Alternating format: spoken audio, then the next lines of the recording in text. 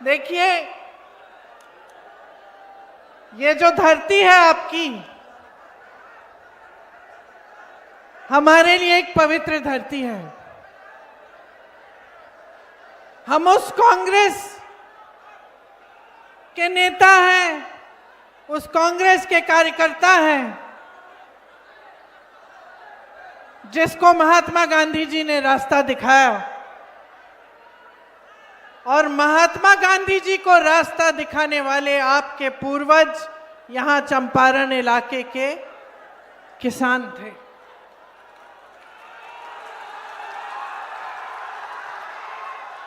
तो मैं जब बिहार आती हूं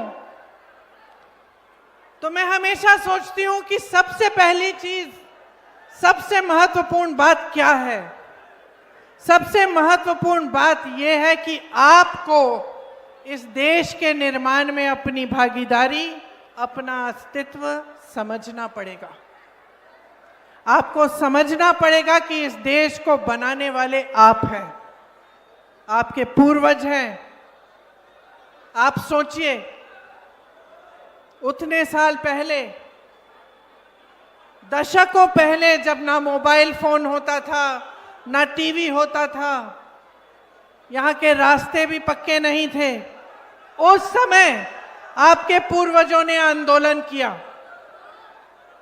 एक समस्या थी यहाँ, उन्होंने आंदोलन किया, और ऐसा आंदोलन किया कि उस आंदोलन की बात महात्मा गांधी जी तक पहुंची।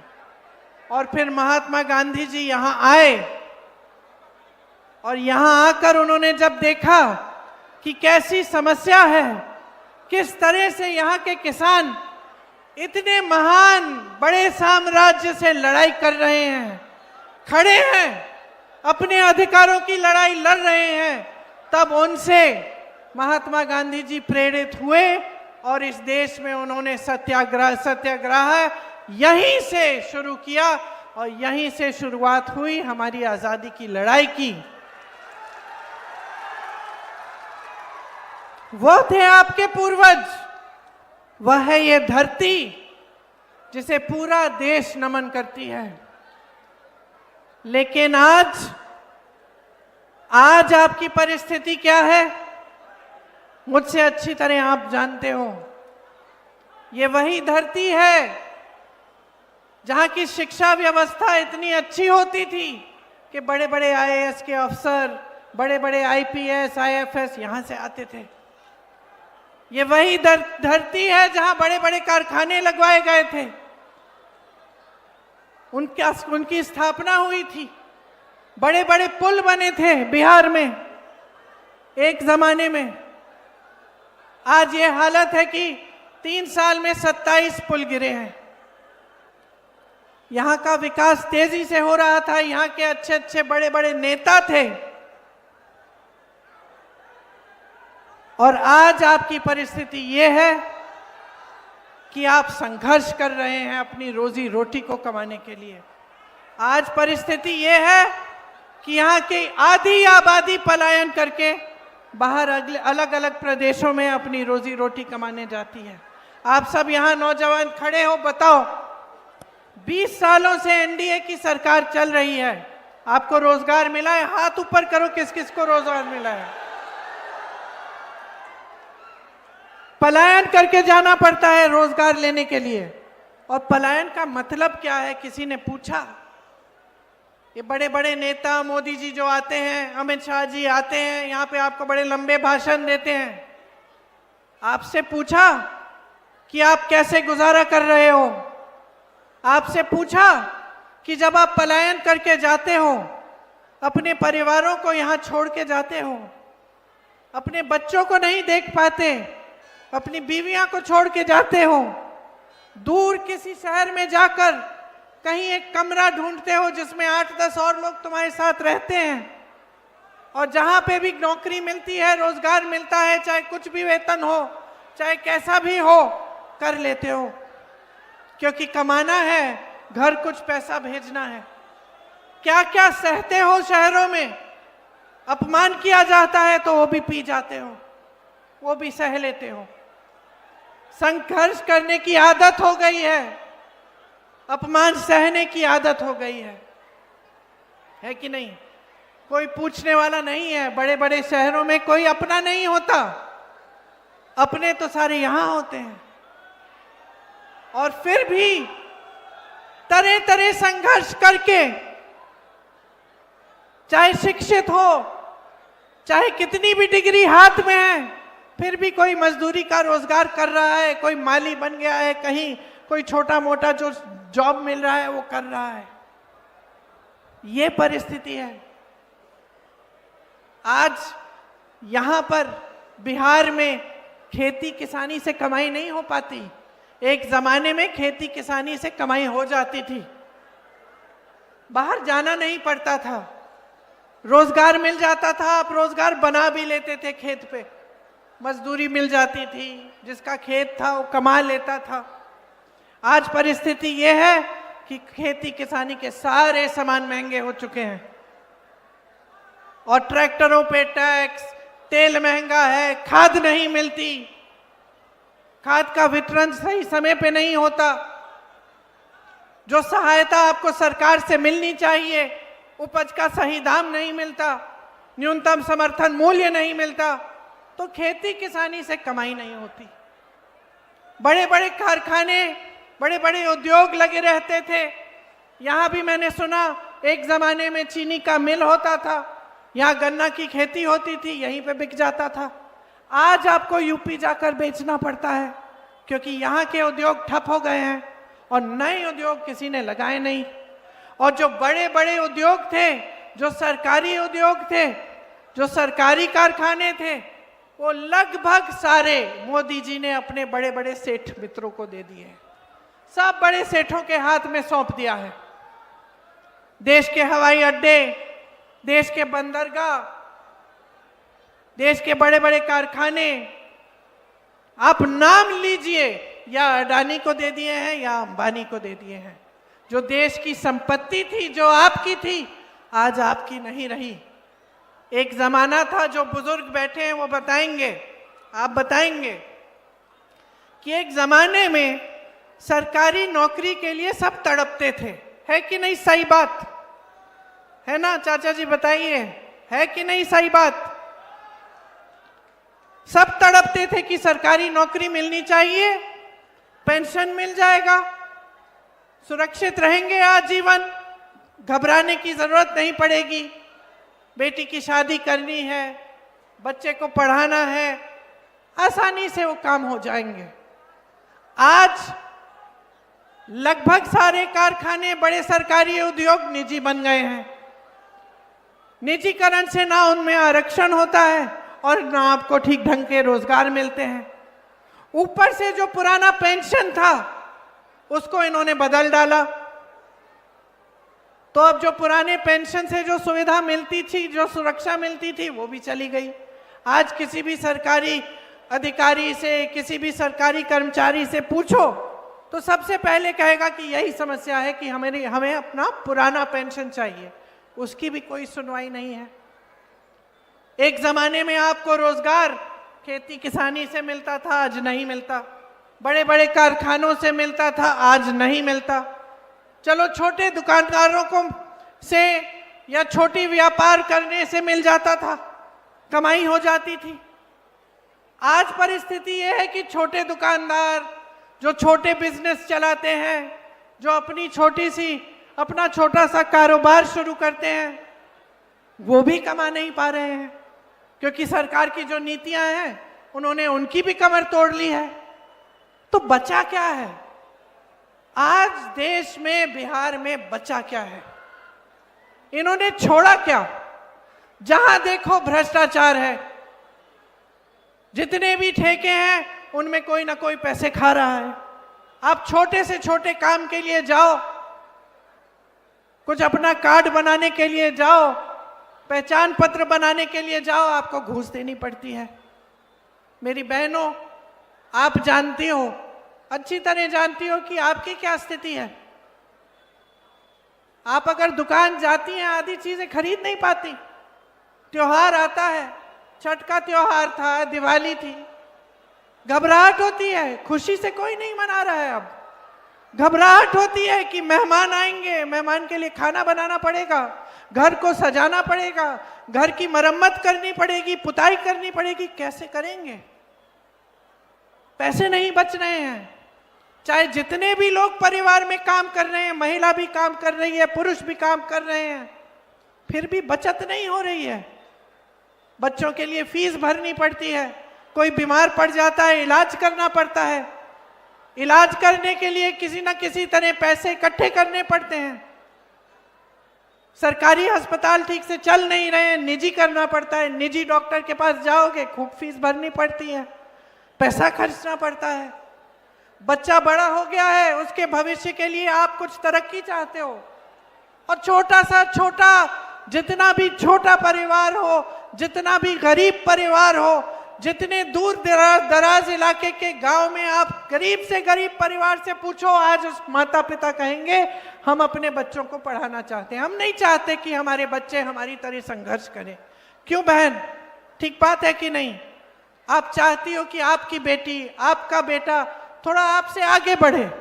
हम सब चाहते हैं, जितने भी माँ बाप हैं सब चाहते हैं।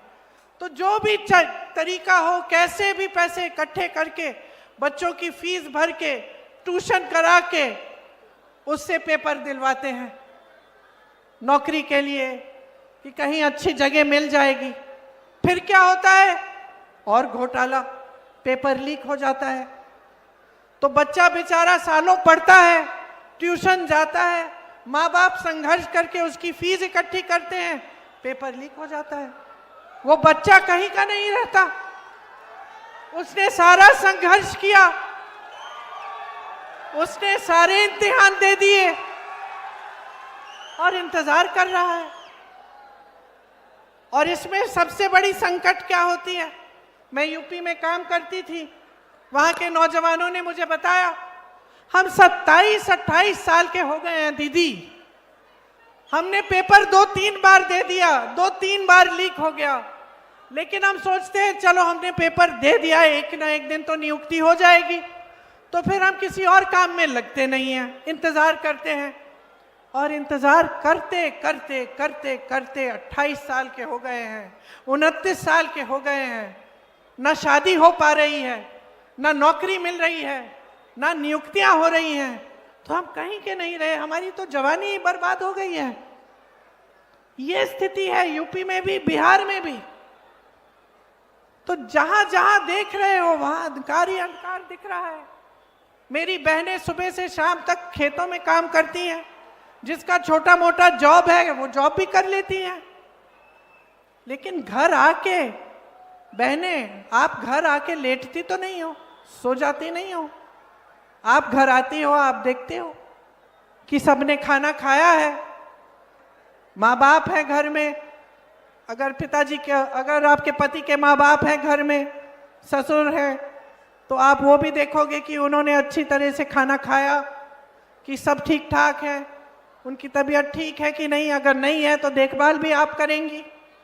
बच्चे हैं छोटे छोटे, बच्चों की परवरिश भी आप करोगी, तो आप तो आखिर में सोओगी, सबने खाना खा लिया तभी खाना खाओगी।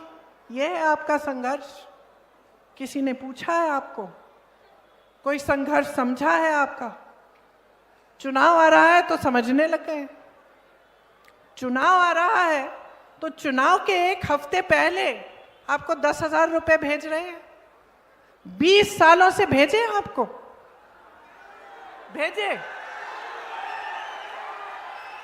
20 सालों से रोजगार की बात की, आपकी बच्चियों को पढ़ाने की बात की, उनकी सुरक्षा की बात की, कि आज इतना अपराध हो रहा है बिहार में, खास तौर से महिलाओं के खिलाफ, कि बाहर जाने से डर लगता है। ये बात की किसी ने आपसे? बातें छोड़िए, कभी आपके घर आए ये बड़े प्रधानमंत्री जी, मुख्यमंत्री जी, गृह मंत्री जी कभी गांव में आए हैं? कभी आपसे पूछा है कि गुजारा कैसे कर रही हो? मंच पे खड़े होके कहते हैं बताओ कितने करोड़ रुपए दूं मैं बिहार को। मैंने देखा उनका भाषण, 50 करोड़ दूं, 75 करोड़ दूं, ये सवाल पूछ रहे हैं। अरे 20 सालों से तो एक फूटी कौड़ी नहीं दी, 20 सालों से कुछ नहीं किया। आज चुनाव आ रहा है, कह रहे हैं 50 करोड़ 75 करोड़ देंगे। आपकी परिस्थिति समझते भी हैं, यहां आप गुजारा कर कैसे रहे हैं पूछा इन्होंने। आपकी सारी संपत्ति अपने दोस्तों को दे दी है। आप लोन लेते हो बच्चों को, जब बच्चों को की शादी कराने के लिए, बेटी की शादी होती है, बेटे की शादी होती है, लोन लेना पड़ता है। ब्याज देते देते उम्र बीत जाएगी आपकी। और ये बड़े बड़े उद्योगपति, बड़े बड़े सेठ लाखों करोड़ रुपए का ये लोन लेते हैं, इनके लोन माफ हो जाते हैं, आपके लोन माफ नहीं होते। और आपके लिए इतना भी आदर नहीं है, इतना भी सम्मान नहीं है कि आप बिहार की जनता हो। आप आज भी कन्याकुमारी से लेकर कश्मीर तक इस देश का निर्माण कर रहे हो। जहां जहां हम लोग जाते हैं, किसी से पूछते हैं, कई मजदूर को देखते हैं, कोई काम कर रहा है खेती में, हम पूछते हैं कहां के हो भाई? बिहार का हूं। मैंने केरल में भी देखे हैं बिहार के मजदूर, मैंने कश्मीर में भी देखे हैं। पूछा है इतनी दूर आए हो भाई, कैसे गुजारा कर रहे हो? देश का निर्माण आज भी आप कर रहे हो। और आपके लिए इतना सम्मान नहीं है कि 20 सालों के लिए सरकार चलाई है, आपसे पूछ तो लेते कि आप कैसे आगे बढ़ रहे हो, कैसे गुजारा कर रहे हो। इतना भी सम्मान नहीं है आपका भी और आपके मुख्यमंत्री का भी।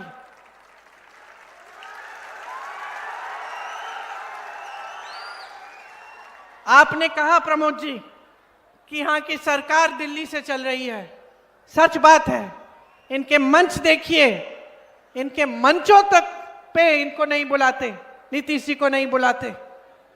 और प्रधानमंत्री जी भाषण क्या देते हैं कि कांग्रेस पार्टी के पोस्टर पे तेजस्वी जी की फोटो छोटी लगी है, या फिर आरजेडी के पोस्टर पे राहुल जी की छोटी फोटो लगी है। आप बताइए, देश के प्रधानमंत्री हैं और कोई काम नहीं है कि पोस्टरों को देख के लोगों की फोटो नापे? देश के प्रधानमंत्री हैं, हर जगह जाके कहते हैं कि वो विपक्ष के नेता अपमान कर रहे हैं। बंगाल में अपमान किया, केरल में अपमान किया, यहां आकर बिहार में कहते हैं कि हम आपका अपमान कर रहे हैं। क्यों? क्या अपमान कर रहे हैं हम? आपके अधिकारों की बात कर रहे हैं हम आपके रोजगार की बात कर रहे हैं, हम आपकी मजबूती, आपके सशक्तिकरण की बात कर रहे हैं, और ये उनके लिए अपमान होता है। हम कहते हैं, सच्चाई बोलते हैं आपके सामने। कल राहुल गांधी जी ने दिखाया आपको, हरियाणा में पूरी सरकार चोरी कर ली।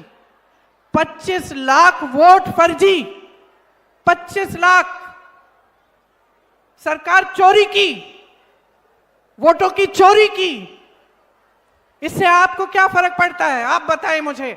आपके अधिकार कमजोर होते हैं। ये संविधान जिसके लिए आपके पूर्वज लड़े, जिसके लिए महात्मा गांधी लड़े, जिसके लिए मेरे परिवार के सदस्य शहीद हुए, उस संविधान को कमजोर करने की बात है। आज इतना इनका अहंकार इतना बढ़ चुका है कि आपके वोटों का भी सम्मान नहीं कर रहे हैं। 65 लाख वोट आपके काटे हैं बिहार में, 65 लाख वोट। और मैं दावे के साथ कह सकती हूं कि अगर ये चुनाव निष्पक्ष होगा तो आप इनको खदेड़ने वाले हैं, निकालने वाले हैं और एक नई सरकार लाने वाले हैं। एक ऐसी सरकार जो आपका सम्मान करती है, जो महिलाओं के लिए काम करती है, जो इनका इस्तेमाल नहीं करती अपने वोट के लिए, अपनी सत्ता के लिए, जो आपको फुसलाने का, आपको झूठ बोलने का काम नहीं करती। एक ऐसी सरकार लाओ जिसे वोट चोरी करने की जरूरत नहीं है। इतने सालों से हमारा देश आजाद हुआ, सबसे बड़ा अधिकार, सबसे बड़ा औजार, सबसे बड़ी शक्ति आपको वोट की मिली। ये वही शक्ति है जिससे नेता कांपते हैं। मैं नेता हूं, मैं बता रही हूं आपको, मैं जानती हूं चुनाव का समय आता है, सब चौकन्ने हो जाते हैं, सब जाग जाते हैं कि भैया चलो पब्लिक के सामने हाथ जोड़ो और पब्लिक से मांगो वोट, है कि नहीं? है कि नहीं? क्यों? क्योंकि शक्ति पब्लिक के हाथों में है, शक्ति आपके हाथों में है। जानते हैं हम काम नहीं करेंगे तो पब्लिक हमें निकाल देगी, हम सब जानते हैं, हम सब जानते हैं। लेकिन ये जो एहसास है ना, ये जो भाजपा के नेता हैं, ये इनके मन में नहीं है ये एहसास, ये भूल गए हैं ये बात। क्योंकि इन्होंने चुनाव के समय हमेशा आपका ध्यान भटकाने का काम किया है। मैं यूपी में फिरोजाबाद में एक महिला के घर गई, ऐसे ही मोहल्ले में मैं गई थी, महिला के घर चली गई। आप सुनो बहन, ये जरूरी बात है आपके लिए। उसके घर गई, वो कांच की चूड़ियों का काम करती थी, तो कांच की चूड़ियां पड़ी थी, वो बना रही थी, सेक रही थी उनको। मैंने पूछा, ये तुम्हारे बच्चे हैं? हाँ, 3 बच्चे थे। तो मैंने कहा, बहन पाठशाला नहीं जाते, पढ़ाई नहीं करते, दिन में घर पे है? कहती है, नहीं यहाँ कोई पाठशाला नहीं है ठीक ढंग का। फिरोजाबाद के बाहर का गांव है, शहर की बात नहीं कर रही मैं। ठीक है, पाठशाला नहीं है। फिर मैंने पूछा, पानी आता है? कहती है, टूटी लगी थी यहाँ गली में, पानी नहीं आता। फिर मैंने पूछा, बिजली? कहती है, खंबा लगा था कुछ सालों पहले, बिजली नहीं आती, 1-2 घंटे आ जाती है, उसी में काम चला लेते हैं। मैंने पूछा कि भाई विधायक को फिर से जिताओगी? कौन सी पार्टी का है? कहा भाजपा का है। मैंने कहा फिर से जिताओगी? कहती है, फिर से जिताऊंगी। मैंने पूछा क्यों? कहती है, क्योंकि ये ना भाजपा के जो कार्यकर्ता हैं, ये हमारे घर आए थे, हमारे साथ प्रार्थना की, हमारे साथ दुर्दुरिया किया और हमसे शपथ खिलवाए हैं कि हम धर्म के नाम पर इनको वोट देंगे। समझ रहे हैं आप बात? काम पे नहीं, न पानी था, न बिजली था, न पाठशाला था, कुछ नहीं था। इतने सालों से उस विधायक ने कुछ किया ही नहीं था, लेकिन उसको यह एहसास था कि चुनाव के समय मैं जाऊंगा, धर्म की बात करूंगा, जज्बातों की बात करूंगा, मुझे वोट मिल जाएगा। तो क्या हुआ? उसकी आदत बिगड़ गई। छोटे से बच्चे की आदत बिगड़ जाती है माता जी, है कि नहीं? अगर बच्चे को टोको नहीं, उसको समझाओ नहीं, आदत बिगड़ जाती है।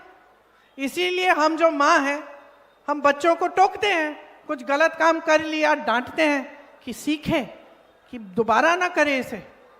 तो उसी तरह से एक समय में जनता टोकती थी, डांटती थी। मैंने खुद देखा है, अपने पिताजी के साथ देखा है। मैं कल सभा में बता रही थी, 10 साल की थी या 12 साल की थी, पिताजी के पीछे पीछे अमेठी में थी, गांव चली गई, ऐसे कस के डांटा उनको। एक महिला ने कस के डांटा कि तुम राजीव भैया तो हो हमारे, अच्छे लगते हो हमें, प्रधानमंत्री होगे, लेकिन हमारे यहाँ आपने बोला था नल लगाओगे, नल नहीं लगाया अभी तक, हम दोबारा वोट नहीं देंगे आपको। समझे आप? देश के प्रधानमंत्री थे, देश के प्रधानमंत्री थे, गांव में गए, गांव की महिला ने डांट दिया, बेझिझक, डरी नहीं वो। जैसे आजकल सबको डरना पड़ता है, अपने अधिकार मांगते हो डरना पड़ता है, पुलिस पीटेगी, प्रशासन बंद कर देगा, वो जमाना नहीं था। यहाँ की हमारे देश की जो राजनीति है, उसकी नींव महात्मा गांधी जी ने डाली थी, उसमें जनता सर्वोपरि है। आज भाजपा का एक से एक नेता भूल चुका है। जो गांव में है वो लूट रहा है, धमका रहा है, प्रताड़ित कर रहा है। जो शहर में है वही काम कर रहा है, माफिया बने बैठा है। और जो दिल्ली में है वो सिर्फ अपनी आवाज सुनना चाहते हैं, सिर्फ अपना चेहरा चमकाना चाहते हैं, अपने बड़े बड़े उद्योगपति मित्रों के साथ उनकी शादियों में जाएंगे, उनके साथ खड़े रहेंगे, कभी आपके गांव ना आएंगे, कभी आपकी परिस्थिति, आपके हालात पूछेंगे, कभी नहीं। और आदत आपने बिगाड़ी है। आज आपके सामने पूरी सच्चाई है। चुनाव चोरी कर रहे हैं, आपके वोट रद्द कर रहे हैं, खत्म कर रहे हैं, आप चुप बैठे हो? आप चुप बैठोगे? पूछना चाहती हूं मैं आपसे, बताओ, चुप बैठोगे? अपनी शक्ति दिखाओ। आपके सामने तो बड़े बड़े नेता झुके हैं, जवाहरलाल नेहरू, इंदिरा गांधी, राजीव गांधी, तमाम नेता, अटल बिहारी वाजपेयी, इनके भी नेता आपके सामने झुकते थे। और आज ऐसे नेता जिनका इतना अहंकार हो गया है कि आपके लिए 20 सालों से कुछ नहीं किया, आपके सामने आके कहते हैं आपको 10,000 रुपए भेज देंगे, वोट दे देना। आपके सामने आकर चुनाव के समय कहते हैं कि हम 50 करोड़ रुपए, 75 करोड़ रुपए आपको पकड़ा देंगे। बोल दीजिए इनको नहीं चाहिए, इनका घूस बोल दीजिए। और बहनें 10,000 लेने तो ले लो, रख लो, उसका कुछ अच्छा कर लो अपने परिवार के लिए, लेकिन ये समझ लो कि वोट इस धरती के लिए, ये हमारी माता है, इस देश के लिए, अपने बच्चों के भविष्य के लिए, अपने लिए, अपने परिवारों के लिए डलना चाहिए। जो विकास करेगा, जो काम करेगा, जो आपको सम्मान देगा, जो आपकी परिस्थितियों को समझेगा, उसको दो अपना वोट। ये प्रधानमंत्री मोदी जी अपने ही संसदीय क्षेत्र वाराणसी में किसी गांव में गए हों तो बताइए। वहां मैं दूर दराज इलाकों में जाती हूं। उत्तर प्रदेश के सोनभद्र इलाके में मैं गई, एक दूर गांव था, बैठी चारपाई थी, एक महिला निकली, बुजुर्ग महिला थी, और उसने मुझे क्या कहा, बेटी तुम्हारी दादी जी आई थी, मैंने खीर खिलाया था। इंदिरा जी उस समय इतनी दूर गई थी, गांव के अंदर गई थी, खीर खाई थी किसी के घर में। कभी मोदी जी का सुना है? अमित शाह जी का सुना है? एक फोटो देखी मैंने, किसी के घर खाना खा रहे थे, मैं देख रही थी, थालियां बड़ी चमक रही हैं। अपनी थाली लाके अपना खाना लाके बैठ के खा रहे हैं। क्यों? आपके घरों से नहीं खाएंगे? क्यों? ये है नेता, इनकी असलियत ये है इनकी असलियत कि कुछ काम न करते हुए इतना अहंकार इनका बढ़ गया है कि ये सोचते हैं कि पूरी दुनिया, पूरी देश की जो पब्लिक है उसको बेवकूफ बना के वोट चोरी कर करके ये बार बार सत्ता में आएंगे। और इनको सिर्फ एक चीज दिखती है, अपनी सत्ता, और कुछ नहीं दिखता। आपकी भलाई नहीं दिखती, आपका संघर्ष नहीं दिखता, आप खून पसीना बहा रहे हो खेतों में, ये नहीं दिखता। मेरी बहनें कितना संघर्ष कर रही हैं, ये नहीं दिखता। सिर्फ अपना ही चेहरा दिखता है, अच्छी तरह चमकना चाहिए, टीवी पे छाना चाहिए, बड़े बड़े पोस्टरों पे आना चाहिए, और सबको ये बताएं कि हम कितने महान हैं, हमने इस देश को महान बनाया। बस यही। तो देखिए, आपकी जो असलियत है ना, आपको जरूरत नहीं है कि कोई बड़े शहर से कोई नेता आए, चाहे वो कांग्रेस की मेरे जैसे हो, कि आपको बताए कि देखो ये तुम्हारी परिस्थिति है। मेरे से अच्छा आप जानते हो, बहनों आप जानते हो, भाइयों आप जानते हो किस तरह से जब आप सुबह उठते हो तो घबराहट होती है कि क्या पता आज कमा पाएंगे कि नहीं, बच्चे की फीस भर पाएंगे कि नहीं,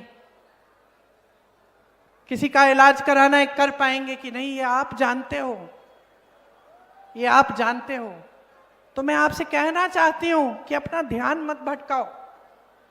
हमारी पुरानी परंपरा रही है हिंदू धर्म की। आपको याद है अर्जुन की कहानी? याद है महाभारत में किस तरह से जब अर्जुन ने वो तीर मारी तो उसको और कुछ नहीं दिखा, उनको सिर्फ मछली की आंख दिखी और कुछ नहीं दिखा, इधर उधर उनका ध्यान नहीं गया। आपकी मछली की आंख जो है ना, वो आपका भविष्य है, आपका विकास है। उसी को देखो, उसी को देखो, ध्यान मत भटकाओ। ये सब बातें जो करते हैं फिजूल की, कि हम ये दे रहे हैं, वो दे रहे हैं, ऐसा कर रहे हैं, वैसा कर रहे हैं, ये फिजूल की बातें हैं। क्या किया है उसको देखो, असलियत को पहचानो, सच्चाई को पहचानो, और उस सच्चाई पर अपने वोट को आधारित करो। ये वोट जो है एक बहुत बड़ी जिम्मेदारी है। आज आधी बिहार की जनता वोट डालने गई है। मैं जानती हूं कि महागठबंधन को ही देंगे। मैं इसलिए जानती हूं क्योंकि आज देखिए, यहां की जो जनता है ना, सबसे ज्यादा विवेक आप में है, सबसे ज्यादा राजनीतिक समझ मैं कहूंगी यूपी की जनता और बिहार की जनता में है। आज आप समझ गए हो, आपने सच्चाई देख ली है, आपने परख लिया है, मौका भी दिया, मौका दिया आपने। उस समय आपका विवेक था, उस समय आपने समझा ठीक है बदलाव लाते हैं, मौका देते हैं, देखते हैं ये लोग क्या करते हैं। अब देख लिया ना, 20 साल गुजर गए ना, 20 साल मतलब एक नौजवान की उम्र गुजर गई, 20 साल गुजर गए, वहीं के वहीं हो। तरक्की हुई है आपकी? हुई है तरक्की? कोई बताए भाई किसी की तरक्की हुई है? नहीं हुई है। तो अब समझ लो, आप देखो तेलंगाना में, कर्नाटका में कांग्रेस की सरकारें हैं, क्या कर रही हैं। अब मैं यहाँ पे मंच पे भाषण दे रही हूँ, मैं आपको बताने वाली हूँ अभी कि महागठबंधन आपके लिए क्या करना चाहता है। तो जब मैं बोल रही हूँ तो आपको आकलन करना चाहिए कि कहीं ये भी ऐसे ही बोल के ना चली जाएं। पता करते हैं, हम सोचते हैं, पता करते हैं कि भाई जहां जहां इनकी सरकारें हैं ऐसे काम हो रहे हैं कि नहीं, खुद पता करो। राजस्थान में कोई रिश्तेदार है, कोई जान पहचान का है तो पता करो। जब राजस्थान में कांग्रेस की सरकार थी तो 25 लाख रुपए का इलाज मुफ्त में था कि नहीं, पूछो। था। ऐसे लोग हैं जो उस समय हार्ट की जो बीमारी थी उसकी पूरी सर्जरी, कैंसर का पूरा इलाज, लिवर का पूरा इलाज किए, एक पैसा नहीं देना पड़ा। मैं मिली उन लोगों से, मुझसे बोला कई लोगों ने कि दीदी ये इतनी अच्छी स्कीम है, देश भर में होनी चाहिए, इससे इतनी सुविधा सहायता मिली है हमें। तो वही चीज बिहार में महागठबंधन करना चाहता है कि आपको 25 लाख तक मुफ्त इलाज मिले। जहां कांग्रेस की सरकारें हैं वहां सिलेंडर का दाम घटाया गया है, उसी तरह हम चाहते हैं कि जब हमारी यहां सरकार आएगी आपको 500 रुपए में गैस का सिलेंडर मिलेगा। अब आप कहोगी कि ये बात तो हमने पहले भी सुनी है, आप कहोगी कि पिछले चुनाव में भी भाजपा वाले भी कह रहे थे, कुछ नहीं हुआ। तो मैं कह रही हूं कि तेलंगाना में पता करो, कर्नाटका में पता करो, क्या सिलेंडर के दाम कम हुए कि नहीं हुए, क्या महिलाओं को हर महीने पैसे मिल रहे हैं कि नहीं मिल रहे हैं।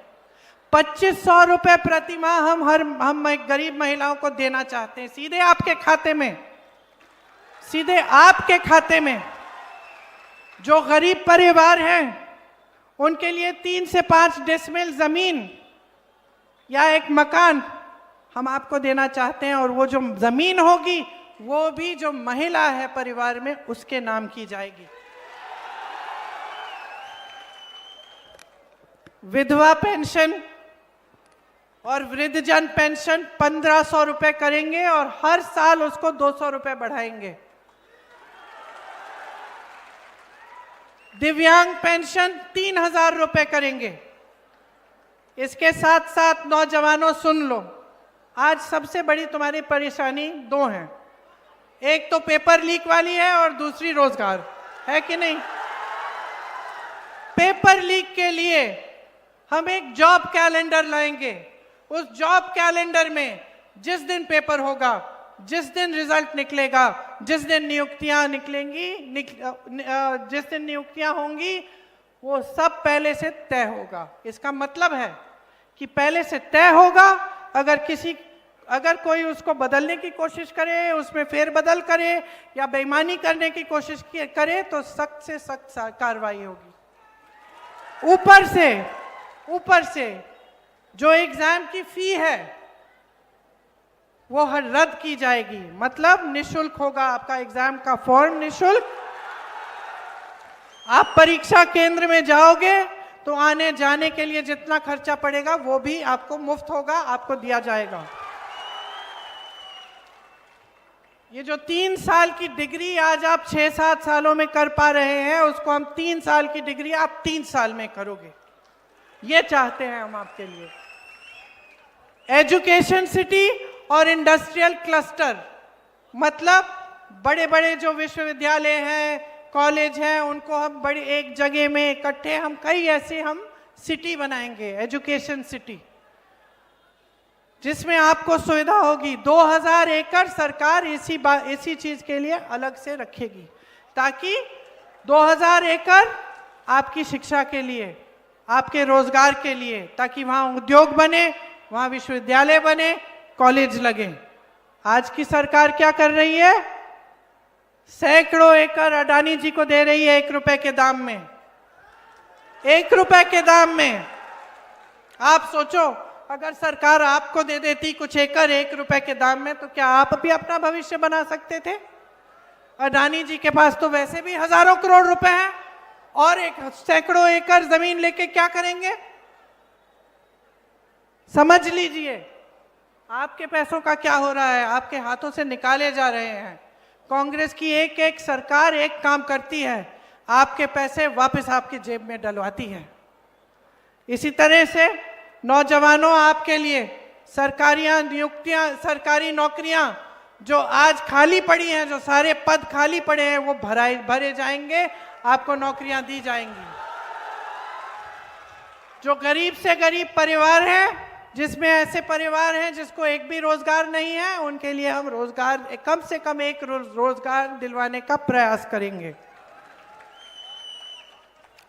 और भी हैं, पढ़ के सुनाती हूँ। सरकारी जो कर्मचारी हैं वो सुन लें, आपका ओपीएस आपको मिलेगा, पुराना पेंशन आपको मिलेगा। संविदा कर्मियों और आउटसोर्सिंग पर कार्यरत कर्मचारियों को स्थायी बनाया जाएगा, मतलब आपको स्थायी नौकरी दिलवाई जाएगी। और मेरी बहनें, आप में से जो, अच्छा उस पर आप वापस आती हूँ, मैं पहले मैं नौकरियों का बता देती हूँ।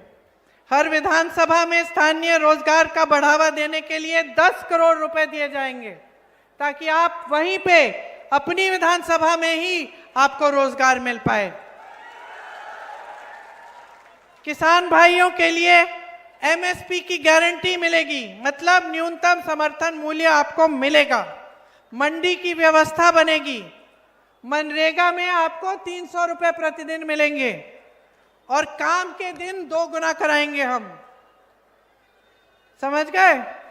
मनरेगा की जो स्कीम है वो कांग्रेस पार्टी ने शुरू की थी, और जब शुरू की थी तो भाजपा ने विरोध किया था, और जब कांग्रेस की सरकार थी तो मोदी जी भाषण देते थे कि इसमें पैसे व्यर्थ नहीं होने चाहिए। अब मजबूरी में वो स्कीम बंद नहीं कर पाए, लेकिन उस स्कीम को उन्होंने बढ़ाया नहीं है ठीक ढंग से। तो हम कह रहे हैं कि हम मनरेगा को बढ़ाएंगे, आपको 300 रुपए प्रतिदिन देंगे, और काम के दिन 2 गुने करेंगे। आपको 200 यूनिट बिजली मुफ्त में मिलेगी सरकार की तरफ से। पंचायती राज और नगर निकायों में ईबीसी आरक्षण 30% और दलित आरक्षण 20% किया जाएगा। अति पिछड़ा वर्ग अत्याचार निवारण अधिनियम बनाया जाएगा, जिससे आज जितना अत्याचार आप पर हो रहा है उसको रोकने का काम हो।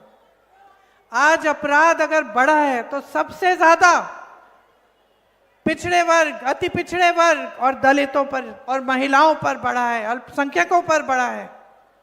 3 गुना हो चुका है। इसको रोकना है, और जो आपका प्रतिनिधित्व है वो आपको मिलना चाहिए। मेरे भाई राहुल गांधी ने देश भर में यात्रा की, न्याय यात्रा कि आपको अपना प्रतिनिधित्व मिलना चाहिए। वो आपका संघर्ष है, आपका अधिकार है, और उस संघर्ष में हम आपके साथ कंधे से कंधे लगाकर खड़े हैं। निजी शिक्षा संस्थानों में भी हम आपके लिए आरक्षण लागू करना चाहते हैं।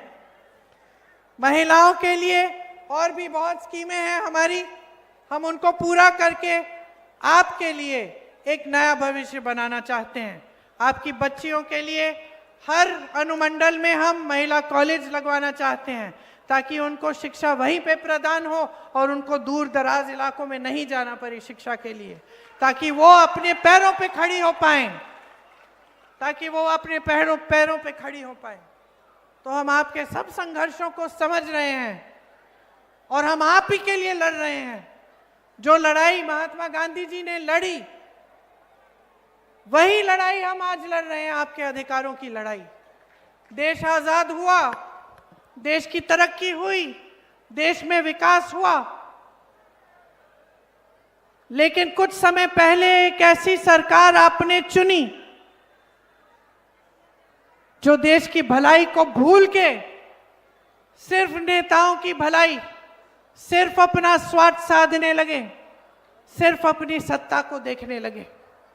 तो अब समय आ गया है बदलाव लाने का, समय आ गया है अपने भविष्य को बनाने का, समय आ गया है इस बिहार की धरती का सम्मान करने का, समय आ गया है इस बिहार की धरती का महत्व समझने का और इसको एक बार फिर बुलंद करने का, ताकि आपका विकास हो, आपका भविष्य बने और आपको ऐसे नेता मिले जो आपके लिए दिन रात एक करके आपके लिए समर्पित हो, आपके लिए काम करें।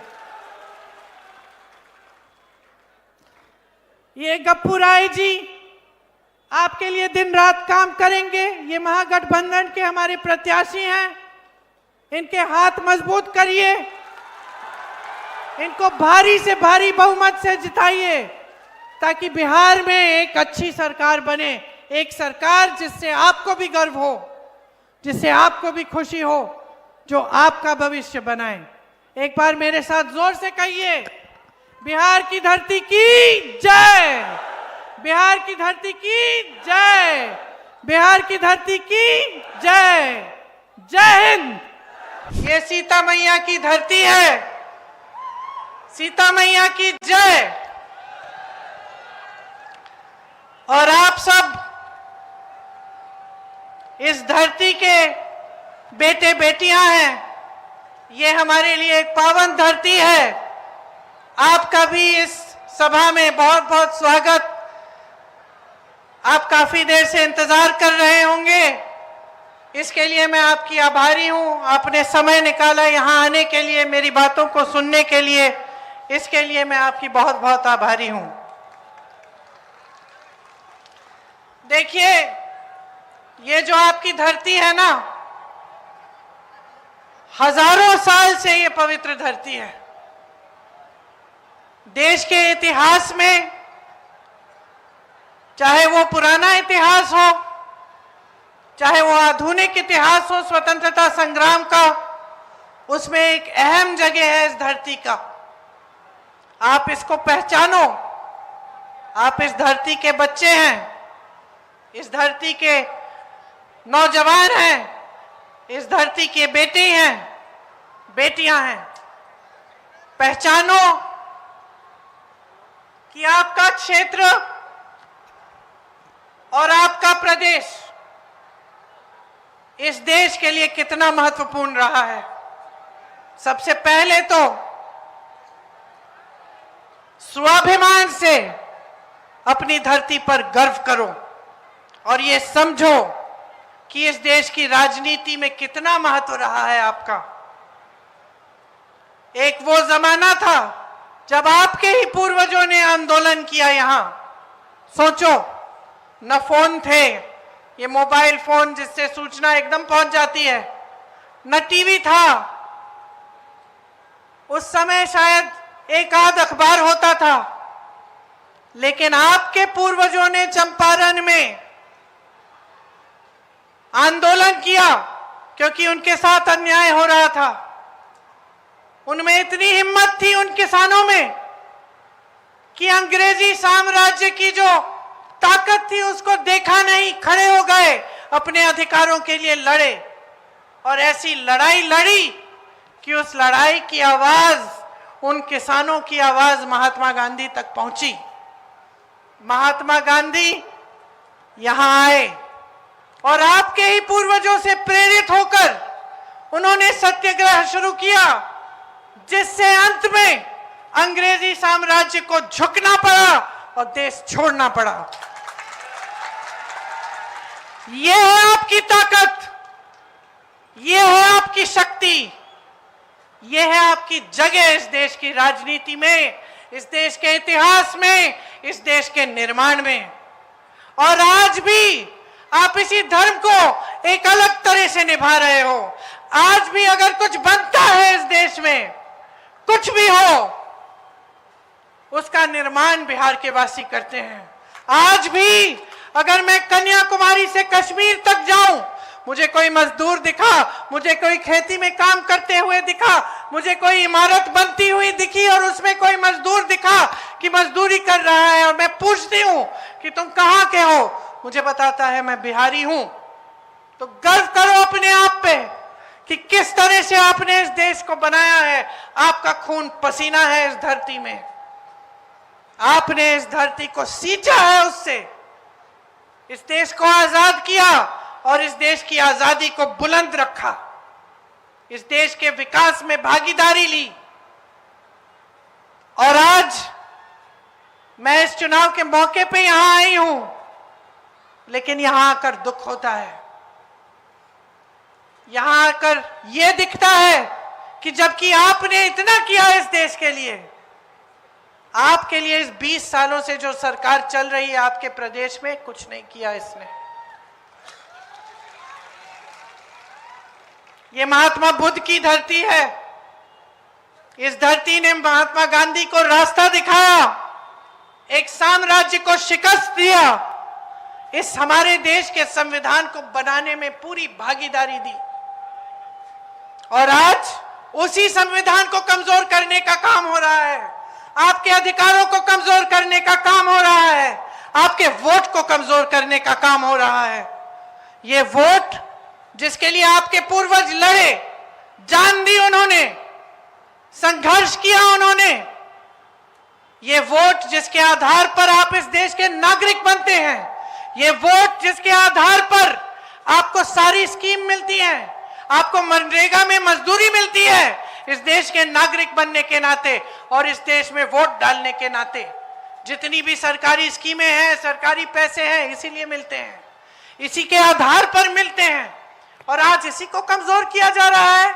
आपके 65 लाख वोट काटे हैं इस सरकार ने, और इनके साथ चुनाव आयोग ने, जो इनके साथ साथ मिलजुल कर साजिश कर रहा है हमारे संविधान, हमारे देश को कमजोर करने का।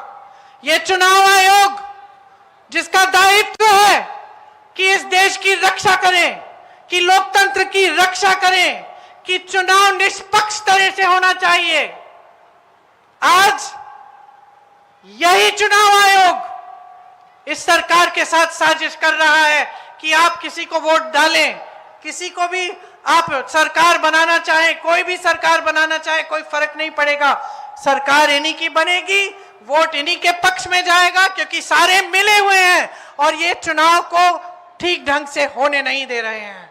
आज आपके सामने मेरे भाई श्री राहुल गांधी ने सारी सच्चाई दिखा दी है, इनकी सारी सच्चाई सामने आ गई है।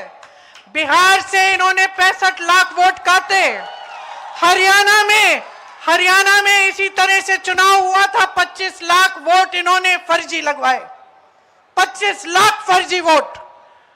हरियाणा का सारा चुनाव चोरी कर लिया, चोरी की सरकार है हरियाणा में, और यहां की तैयारी कर रहे हैं। 65 लाख वोट कटवा के यही तैयारी यहां हो रही है। सुन लीजिए कौन है ये लोग, सुन लीजिए। कभी ज्ञानेश कुमार नाम सुना है? सुना है? नहीं सुना होगा, नहीं सुना होगा। कभी आपने ऐसे सांधु का नाम सुना है? नहीं सुना होगा। कभी विवेक जोशी का नाम सुना है? नहीं सुना होगा, क्योंकि अपने पद और आयोग के पीछे छुपे हुए हैं। लेकिन यही है चुनाव आयोग के सबसे ऊंचे अधिकारी, जो इस देश के संविधान के साथ, इस देश के लोकतंत्र के साथ खिलवाड़ कर रहे हैं। याद कर लो इनके नाम, याद कर लो, क्योंकि आप देश की जनता हो, आपके खून और पसीने से ये धरती सींची गई है। और इस धरती के साथ, हमारी मातृभूमि के साथ, हमारे संविधान के साथ आज खिलवाड़ हो रहा है। आपके अधिकारों के साथ खिलवाड़ हो रहा है, आपके अधिकारों को छीना जा रहा है और यही 3 लोग छीन रहे हैं। इनके नाम मत भूलो, इनको पद के पीछे छुपने मत दो, इनको आयोग के पीछे छुपने मत दो। ये देश बहुत उदार है, सुन लीजिए तीनों, सुन लीजिए, ये देश बहुत उदार है, ये देश बहुत कुछ देता है, ये देश बहुत आगे बढ़ाता है। ये मां है हमारी, मां उदार होती है, लेकिन मां के अंदर दुर्गा की शक्ति भी होती है। और इस देश के साथ जो विश्वासघात करेगा उसे ये देश भूलेगा नहीं। आप सोचते हो आप रिटायर कर लोगे, चैन का जीवन जियोगे इस तरह का घोटाला करके? तो याद रखो, याद रखो, ये देश आपको नहीं भूलेगा। आज से हर सभा में मैं इनके नाम सुनाऊंगी और हर सभा में आपसे बुलवाऊंगी। बोलिए मेरे साथ, ज्ञानेश कुमार, बोलिए जोर से, ज्ञानेश कुमार, एस सांधू, विवेक जोशी, और याद रखिए इनके नाम, और याद रखिए कि ये देश आपका है, ये बिहार आपका है। ये कोई आपके साथ आपसे छीनने की कोशिश करे तो खड़े हो जाइए, अपने अधिकारों के लिए लड़ाई लड़िए, जिस तरह से आपके पूर्वजों ने हमारी आजादी की लड़ाई लड़ी। आज यहां खड़े हुए दुख इसलिए होता है क्योंकि 20 साल गुजर गए, एनडीए की सरकार यहां है और 20 सालों से आपकी तरक्की नहीं हुई है। मेरी बहनें यहां बैठी हैं, मेरी बहनें, आज आपके का सबसे बड़ा संघर्ष क्या है बताओ? क्या है सबसे बड़ा संघर्ष? सबसे बड़ी समस्या क्या है? महंगाई है कि नहीं है? है कि नहीं है? खेती में मजदूरी करती हो, कमाती हो? नहीं कमाती। मजदूरी करती हो, घर आती हो, अगर आशा बहू हो, आंगनवाड़ी में काम करती हो, जीविका बहन हो, फिर भी नहीं कमा रही हो ठीक ढंग से, घर आती हो, बचत होती है? बचत होती है? जब पूरे दिन काम करने के बाद घर में तुम आती हो तो क्या सो जाती हो आराम से? नहीं सोती ना, और काम करना पड़ता है, करना पड़ता है कि नहीं? बच्चों की देखभाल करनी पड़ती है, बड़ों की देखभाल करनी पड़ती है, पति ने खाना खाया है कि नहीं खाया है, बुजुर्ग ठीक है कि नहीं है, सही सलामत है, बीमार है, उनकी देखभाल करनी पड़ती है, चिंता होती है बच्चों की शिक्षा कैसे कराऊंगी, बचत नहीं हो रही है, किसी का इलाज करना पड़ता है, रोना आता है कि नहीं आता है आपको, कि कैसे ले जाएंगे डॉक्टर के पास, पैसे नहीं है फीस देने के लिए, सरकारी अस्पताल काम नहीं कर रहे हैं, कोई अच्छा शिक्षा का संस्थान नहीं है, बड़ी फैक्ट्री है, पुरानी है, इसमें से यहां के सारे लोगों को निकाल दिया और जब वापस डाला तो आधे वेतन पे।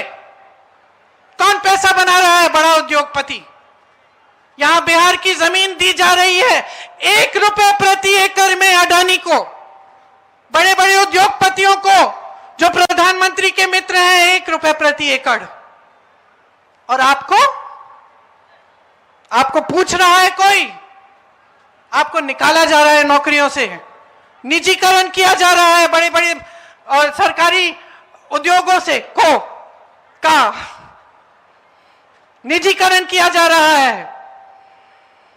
नौकरियां जो मिलती थी एक समय में, जिसमें अच्छा पेंशन मिलता था, सरकारी नौकरी होती थी तो ऐसा लगता था कि बस काम बन गया अब जीवन भर के लिए, पेंशन मिलेगा, नौकरी जब छूट भी जाएगी, हम बुजुर्ग हो जाएंगे तो हमारे लिए कुछ पैसे होंगे, कुछ बचत होगी।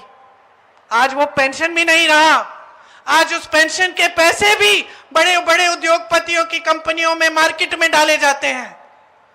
सरकारी कर्मचारी एक ही चीज मांगते हैं हर जगह, पूरे देश में, सिर्फ बिहार में नहीं, कि हमें पुराना पेंशन दे दीजिए, हम पूरा जीवन काम करते हैं, हमें पेंशन नहीं मिल रहा है ठीक ढंग से।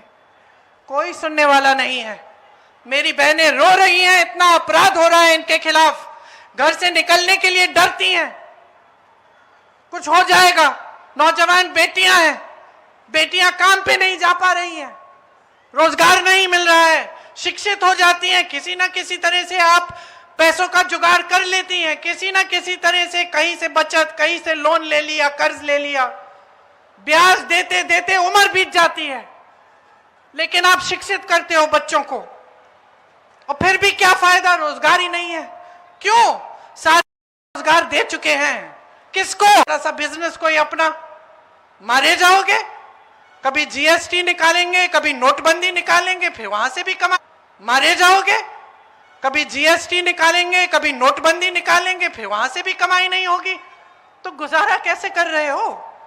मैं तो यहां खड़े होकर मुझे ताज्जुब होता है कि गुजारा कैसे कर रहे हो। आधी आबादी पलायन करके जा रही है, कोई आसान काम है अपने परिवार को छोड़ के कहीं दूर किसी बड़े शहर में जाना?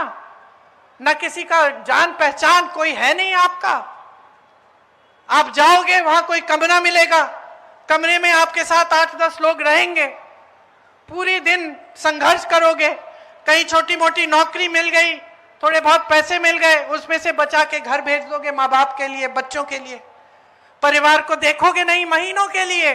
बच्चे बड़े हो रहे हैं, परिवार आगे बढ़ रहा है, आप दूर हो, वापस आते हो, कुछ एक आध छुट्टी के लिए कोई त्योहार मना लेते हो, फिर वापस चले जाते हो। कोई आसान काम है? बहुत संघर्ष का काम है, बहुत मुश्किल का काम है, दिल दुखता होगा आपका, मैं जानती हूं, क्योंकि दिल्ली में बहुत मजदूर हैं बिहार के। अगर कोई कष्ट करे बात करने की तो पता चले। ये बड़े बड़े नेता जो आकर आपको भाषण देते हैं, भाजपा के मोदी जी, अमित शाह जी, चुनाव के समय बताओ कितने पैसे दे हम बिहार को, 50 करोड़, 75 करोड़, वाह वाह वाह वाह। अब 20 साल के लिए कहां थे? 20 साल के लिए 50 करोड़ अंबानी, 75 करोड़ अडानी, 50 करोड़ अंबानी, 100 करोड़ अडानी, यही हो रहा था।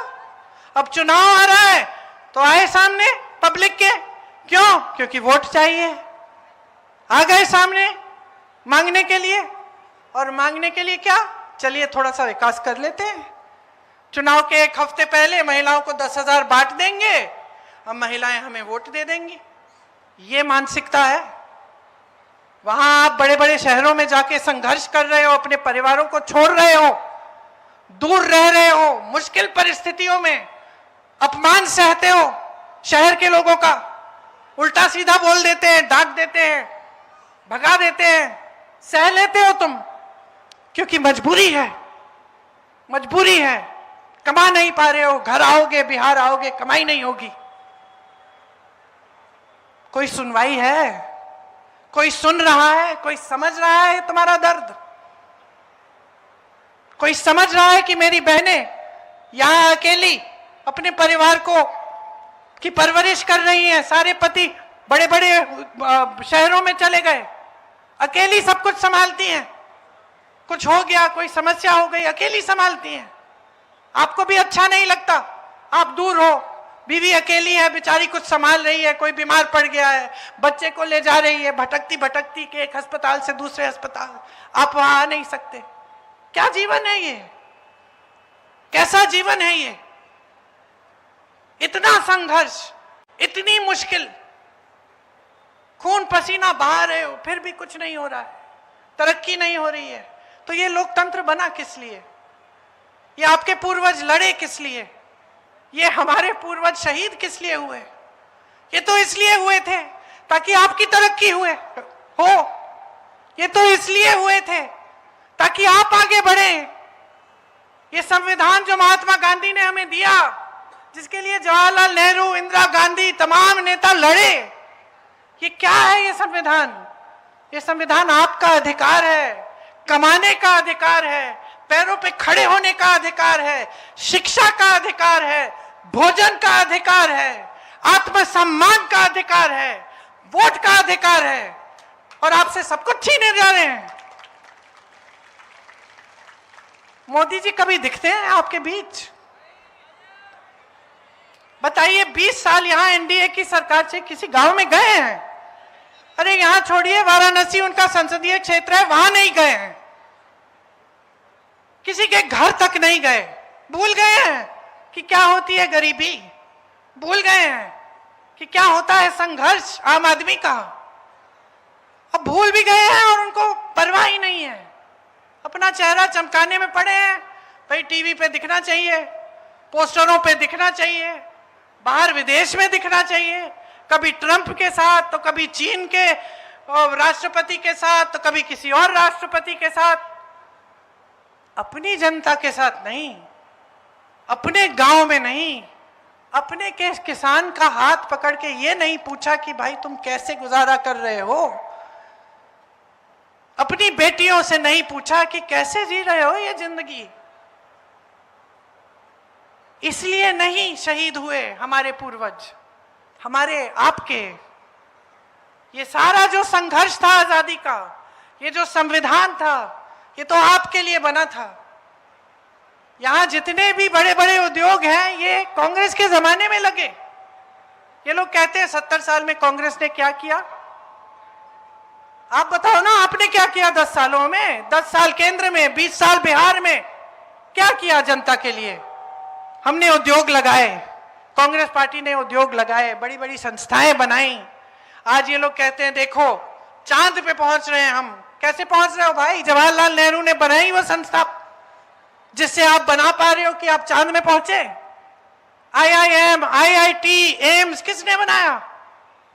अगर मैं सूची बनाऊं तो यहां खड़ी रहूंगी 1 घंटे के लिए कि ये काम किए हैं। ये बता दें कि कौन सा विश्वविद्यालय खोला है इन्होंने, बता दें। हवाई अड्डे थे अच्छे खासे, सब दे दिए अडानी को। बंदरगाह सब दे दिए। सड़कों के ठेके उनमें से लोग खा रहे हैं। यहां इतना भ्रष्टाचार है, आपको छोटी सी छोटी चीज करनी पड़े, आपको पहचान पत्र बनाना है तो जाओ घूस दो किसी को, उसके बिना नहीं होगा।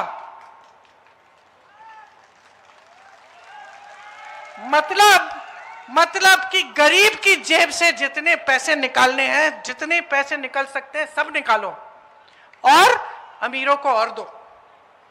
बड़े बड़े उद्योगपतियों को, अडानी जी, अंबानी जी, अरे हजारों करोड़ है उनके पास, उनके लोन क्यों माफ कर रहे हो? लाखों करोड़ के लोन उनके माफ हो रहे हैं। यहां किसान मर रहा है अपनी बेटी की शादी करने के लिए, कर्ज लेता है, ब्याज देता है, और तुम इसका लोन नहीं माफ कर सकते।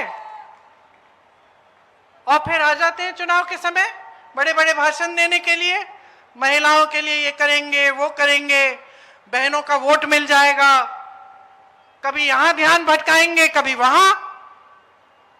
आपको बोल देंगे कि भाई धर्म के नाम पर शपथ लो, भाजपा को वोट दो, हम आपके धर्म को बचाएंगे। अरे भाई धर्म की सुरक्षा करिए, लेकिन आपका काम विकास का काम भी है। धर्म ने हमें सिखाया है। महाभारत में, रामायण में सबसे बड़ी चीज क्या थी? सबसे बड़ी चीज क्या थी? एक मर्यादा, एक जनता के प्रति धर्म। यही धर्म है हिंदुस्तानी धर्म, यही हिंदू धर्म है। और हमारे लोकतंत्र का धर्म यह है कि जनता सर्वोपरि है, हम आपके लिए काम करते हैं। यह एहसास हर नेता को होना चाहिए। और आपसे बहुत बड़ी शिकायत है कि आपने इन लोगों को भुलवा दिया है। इनको कोई एहसास नहीं है, कोई एहसास नहीं है। इनको लगता है हमें काम करने की जरूरत नहीं है, चुनाव के समय जाति की बात कर लेंगे, धर्म की बात कर लेंगे और यूं हम वोट ले लेंगे और सत्ता में रहेंगे। बस जनता को लड़वा लेंगे, धर्म की रक्षा की बात करेंगे, जज्बाती बात करेंगे, वोट मिल जाएगा। काम क्यों करें? और मैंने अपनी आंखों से देखा है। मैं अपनी यूपी के साथी यहाँ पे बैठे हैं, यूपी में मैं एक गांव में गई, मैं एक बहन से मिली, पूछा कि बहन यहाँ तो न पानी आ रहा है न बिजली आ रही है, खंबा लगा हुआ है 10 साल पहले, अभी तक बिजली नहीं है, न पाठशाला है तुम्हारे बच्चों के लिए, ना तुम्हारे पास रोजगार है, यहाँ पे घर में तुम चूड़ियां बना रही हो सेक के अपने आप, तो बताओ फिर से विधायक को जिताओगी? कहती है हाँ। मैंने कहा कौन सा विधायक है भाई ये इतना इतना क्या नाम है, इतना जो जिसको इतना मिल रहा है कुछ किए बिना। बिल्कुल सही कहा आपने बाबा, बिल्कुल सही कहा आपने बाबा, बिल्कुल सही कहा। मैंने उस महिला से पूछा क्यों जिता रही हो इसको बार बार, इसमें कौन सी खासियत है, काम तो किया नहीं है इसने आपके लिए। कहती है कि मेरे घर आए थे ये लोग भाजपा के, मेरे साथ दुरदुरिया होता है यूपी में। मतलब ये दुरदुरिया होता है, एक महिलाएं बैठती हैं और थोड़े से भजन वजन गाती हैं और ये सब थोड़ा सा मुरमुरा खाती हैं, एक दूसरे को खिलाती हैं। दुरदुरिया किया, प्रार्थना कराई और अपने हिंदू धर्म के नाम पर शपथ दिलवाई कि हम भाजपा को ही वोट देंगे। हम बार बार इनको जिता रहे हैं। वाह, आपकी बिजली नहीं है, पानी नहीं है, शिक्षा के लिए कुछ नहीं है, उद्योग नहीं है, रोजगार नहीं है, भविष्य नहीं है, और ये लोग आके आपसे कहते हैं कि चलो धर्म के नाम पर, जाति के नाम पर ले लो, वोट दे देते हैं आप। ये कौन सी बात हुई? ये मेरी नाराजगी है आपसे। इसका मतलब है आप अपना कर्तव्य भूल रहे हैं, अपने प्रति, आपके अपने परिवारों के प्रति, अपने बच्चों के प्रति, अपनी धरती माता के प्रति, अपने देश के प्रति। आपका कर्तव्य है कि वोट उसको जाएगा जो आपके लिए काम करेगा, जो विकास करेगा, जो आपके गांव में बिजली लाएगा, जो पानी की टूटी में पानी दिलवाएगा, जो गांव की पाठशाला की मरम्मत करके उसमें अध्यापक बिठाएगा, जो खेती किसानी से आपको कमाने देगा, जो आपको रोजगार देगा, जो आपके संघर्ष को समझेगा। जब आप पलायन करके जाते हो, कितना दुख सहते हो उसे समझेगा और उस दुख को हल्का, उस बोझ को हल्का करने की कोशिश करेगा। उसको वोट तो अपना, यही एक सबसे बड़ा कर्तव्य है आपका। समझदारी से, विवेक से, अपने समझ से, अपने अनुभव से अपना वोट दो। अनुभव क्या है आपका? सुबह उठते हो, घबराहट होती है, कमाओगे कैसे, घबराहट होती है, पता नहीं आज मजदूरी मिलेगी कि नहीं मिलेगी तो खाली पेट सोना पड़ेगा, परिवार का एक ना एक सदस्य सोएगा खाली पेट।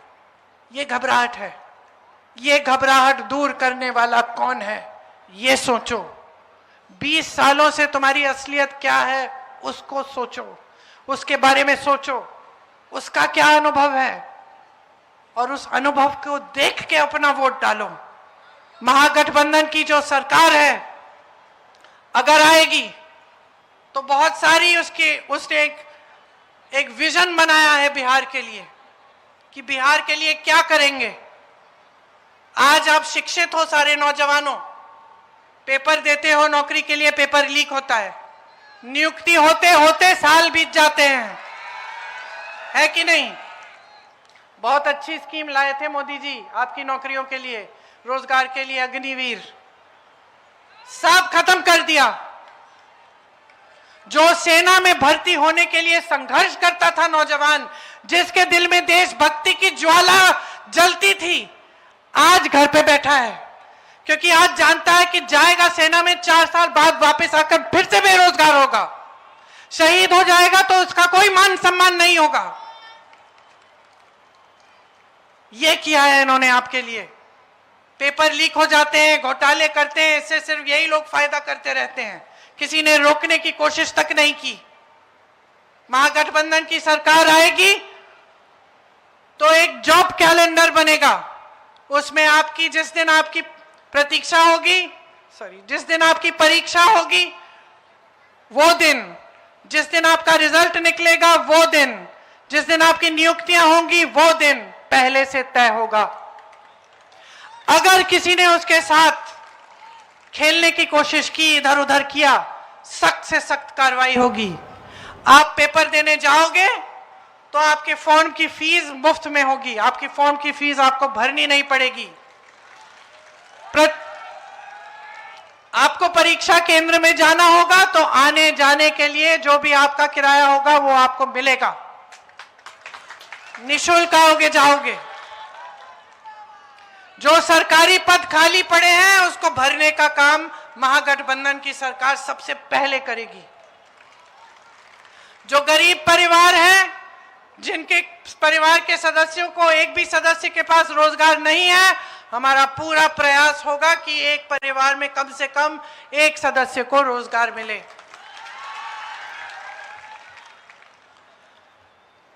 नौजवान अगर अपना कोई छोटा सा कारोबार खोलना चाहे तो उसके लिए सरकार 2 लाख रुपए देगी, ताकि आप अपने पैरों पे खुद खड़े हो पाओ। यहां पे ये जो रीगा की मिल है, मैंने इसकी बात की, सालों से बंद थी, फिर खुल गई दोबारा। खुला तो आपको ठीक ढंग से आपको वेतन नहीं मिला। ऐसी चीजें हम आपके साथ होने नहीं देंगे। यहां हर साल बाढ़ से आप प्रभावित होते हो, फिर भी आपकी कोई सुनवाई नहीं है। बाढ़ आती है, कोई सहायता नहीं मिलती। ऐसा हम नहीं होने देंगे। मेरी बहनें यहां बैठी हैं, 500 रुपए का आपके लिए हम सिलेंडर करवाएंगे। जीविका दीदियां 30,000 रुपए आपको प्रति महीने मिलेंगे और आपकी नौकरी पक्की की जाएगी। हर अनुमंडल में महिला कॉलेज बनाया जाएगा। एक माई बहन योजना लाएंगे जिसमें हर महीने 2500 रुपए गरीब परिवारों की महिलाओं को मिलेंगे, सीधे आपके खाते में जाएंगे।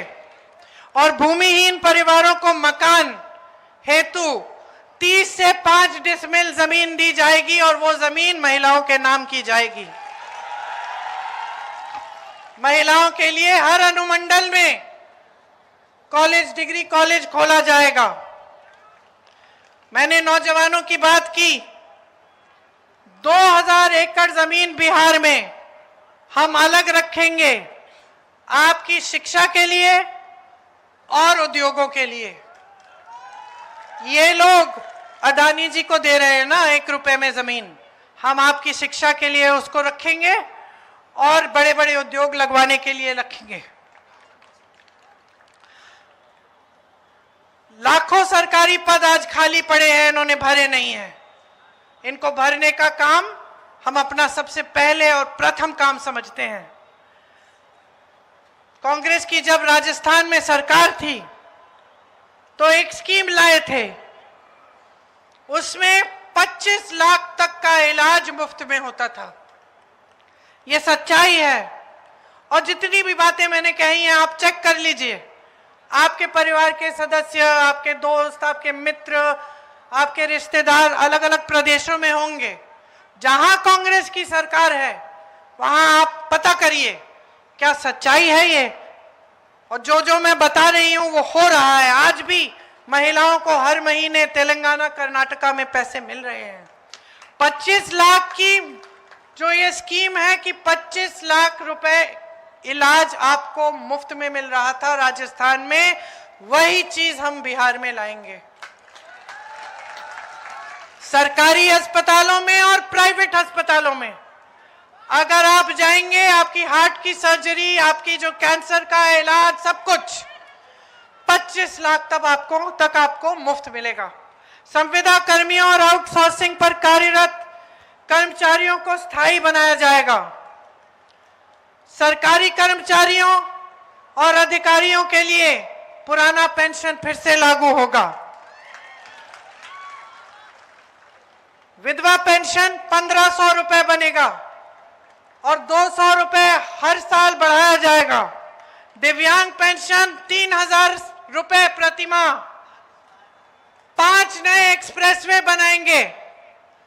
हर विधानसभा में स्थानीय रोजगार को बढ़ावा देने के लिए अलग से 10 करोड़ रुपए भिजवाएंगे।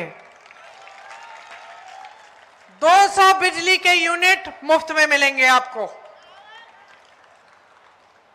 जो न्यूनतम समर्थन मूल्य है किसानों के लिए, उसका गारंटी लेते हैं हम, आपको वो न्यूनतम समर्थन मूल्य मिलेगा। और मंडी की व्यवस्था बनेगी। मनरेगा में हम 300 रुपए की मजदूरी देंगे और काम के दिन 2 गुने करेंगे। ये सब हम क्यों करेंगे? क्योंकि हम अच्छी तरह से समझते हैं कि देश की संपत्ति हमारी नहीं है, इन नेताओं की नहीं है, किसी बड़े उद्योगपति के लूटने के लिए नहीं है। हम अच्छी तरह से समझते हैं कि इस देश की संपत्ति आपकी है, कि ये पैसा जो आपका है वापस आपकी जेब में जाना चाहिए।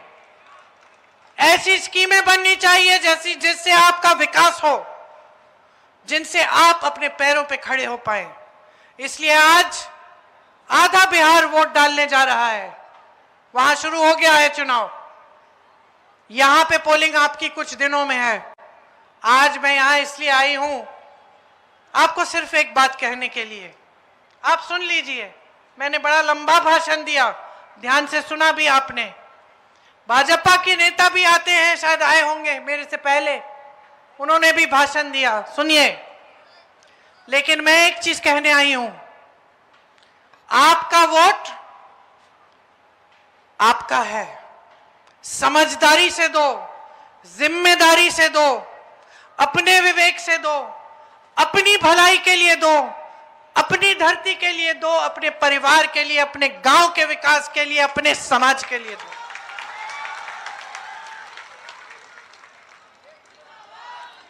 कोई और कुछ कहने की कोशिश करे, आपके विकास के अलावा कोई भी बात करे, उसको समझा दो। अब ये सब नहीं चलेगा। अब असलियत देख लिए हमने। अच्छा खासा मौका दिया था मोदी जी को भी, यहां बिहार की सरकार को भी। सोचा था कुछ होगा, परिवर्तन आएगा, तरक्की होगी, रोजगार मिलेगा, बहनें सशक्त होंगी। नहीं हुआ। सच्चाई हमने देख ली, लूट चल रहा है, भ्रष्टाचार चल रहा है, माफियाएं चल रही हैं, घूस चल रहा है। अब बहुत हो गया, अब हम जाग गए हैं, ये देश जाग गया है, बिहार जाग गया है। बिहार का नौजवान आत्मस्वाभिमान समझ गया है अपना, देश के निर्माण में अपनी जगह समझता है, और जो नेता उसके लिए समर्पित होगा, जो नेता उसके लिए अच्छी तरह से काम करेगा, जो नेता उसके सामने झुकेगा, उसके लिए ही वोट देगा। बहुत हो गया अहंकारी नेताओं का, बहुत हो गया, बहुत देख लिया आपने। अब ऐसी सरकार बनाओ जो आपके लिए दिन रात काम करे, जो आपको आगे बढ़ाए और इस बिहार की धरती को फिर से खुशहाल बनाए। एक बार जोर से मेरे साथ बोलो, बिहार की धरती की जय, बिहार की धरती की, बिहार की धरती की जय हिंद। देखिए, ये मिथिला की पावन धरती है। उच्छेद भगवती, सिद्धपीठ और माता सीता की धरती है। इस धरती को प्रणाम। ये महाकवि कालिदास जी की धरती है, इसको मेरा नमन। यहाँ एक आध्यात्मिकता की धरती है, आध्यात्मिकता का मिसाल है। आपने इस देश को बहुत कुछ दिया, इस देश के निर्माण में, इस देश के अध्यात्म में, इस देश की राजनीति में आपकी बहुत बड़ी भागीदारी है। तो सबसे पहले मैं चाहती हूं कि खास तौर से जो नौजवान है,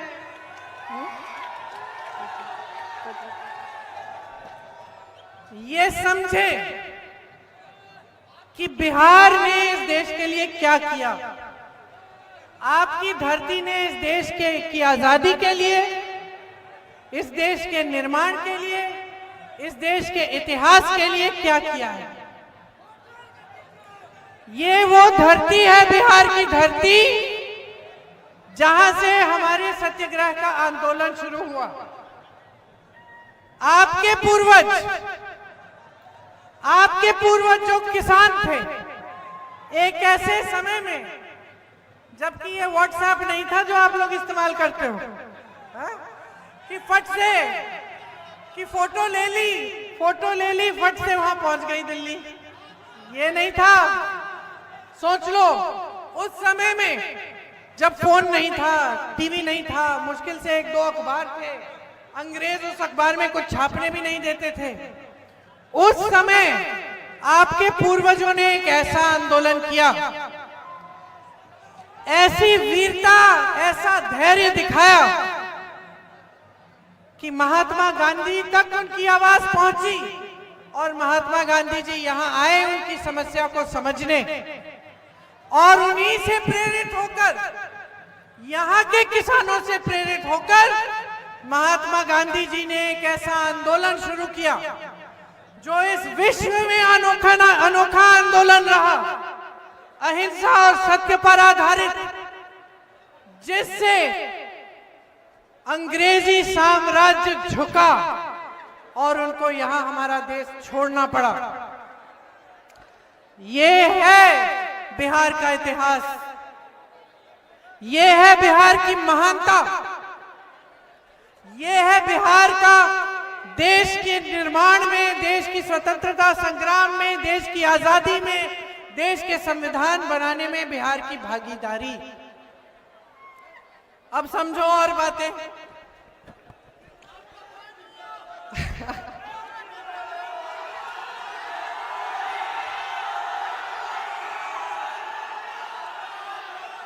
इस देश का संविधान जो आपके पूर्वजों के संघर्ष ने बनाया, जो महात्मा गांधी जी, अंबेडकर जी, नेहरू जी जैसे तमाम महापुरुषों ने जिसके लिए बड़ी बड़ी कुर्बानियां दी, वो संविधान क्या कहता है बताओ?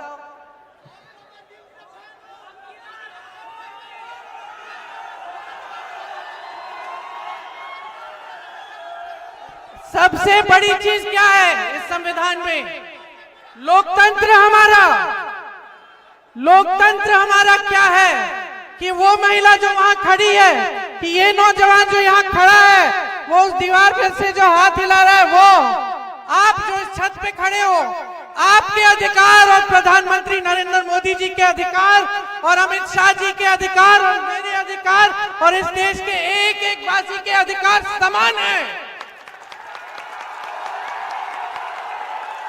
ये है हमारा लोकतंत्र जो आपको शक्ति देता है, जो आपकी शक्ति को पहचानता है, जो आपकी शक्ति को सर्वोपरि रखता है।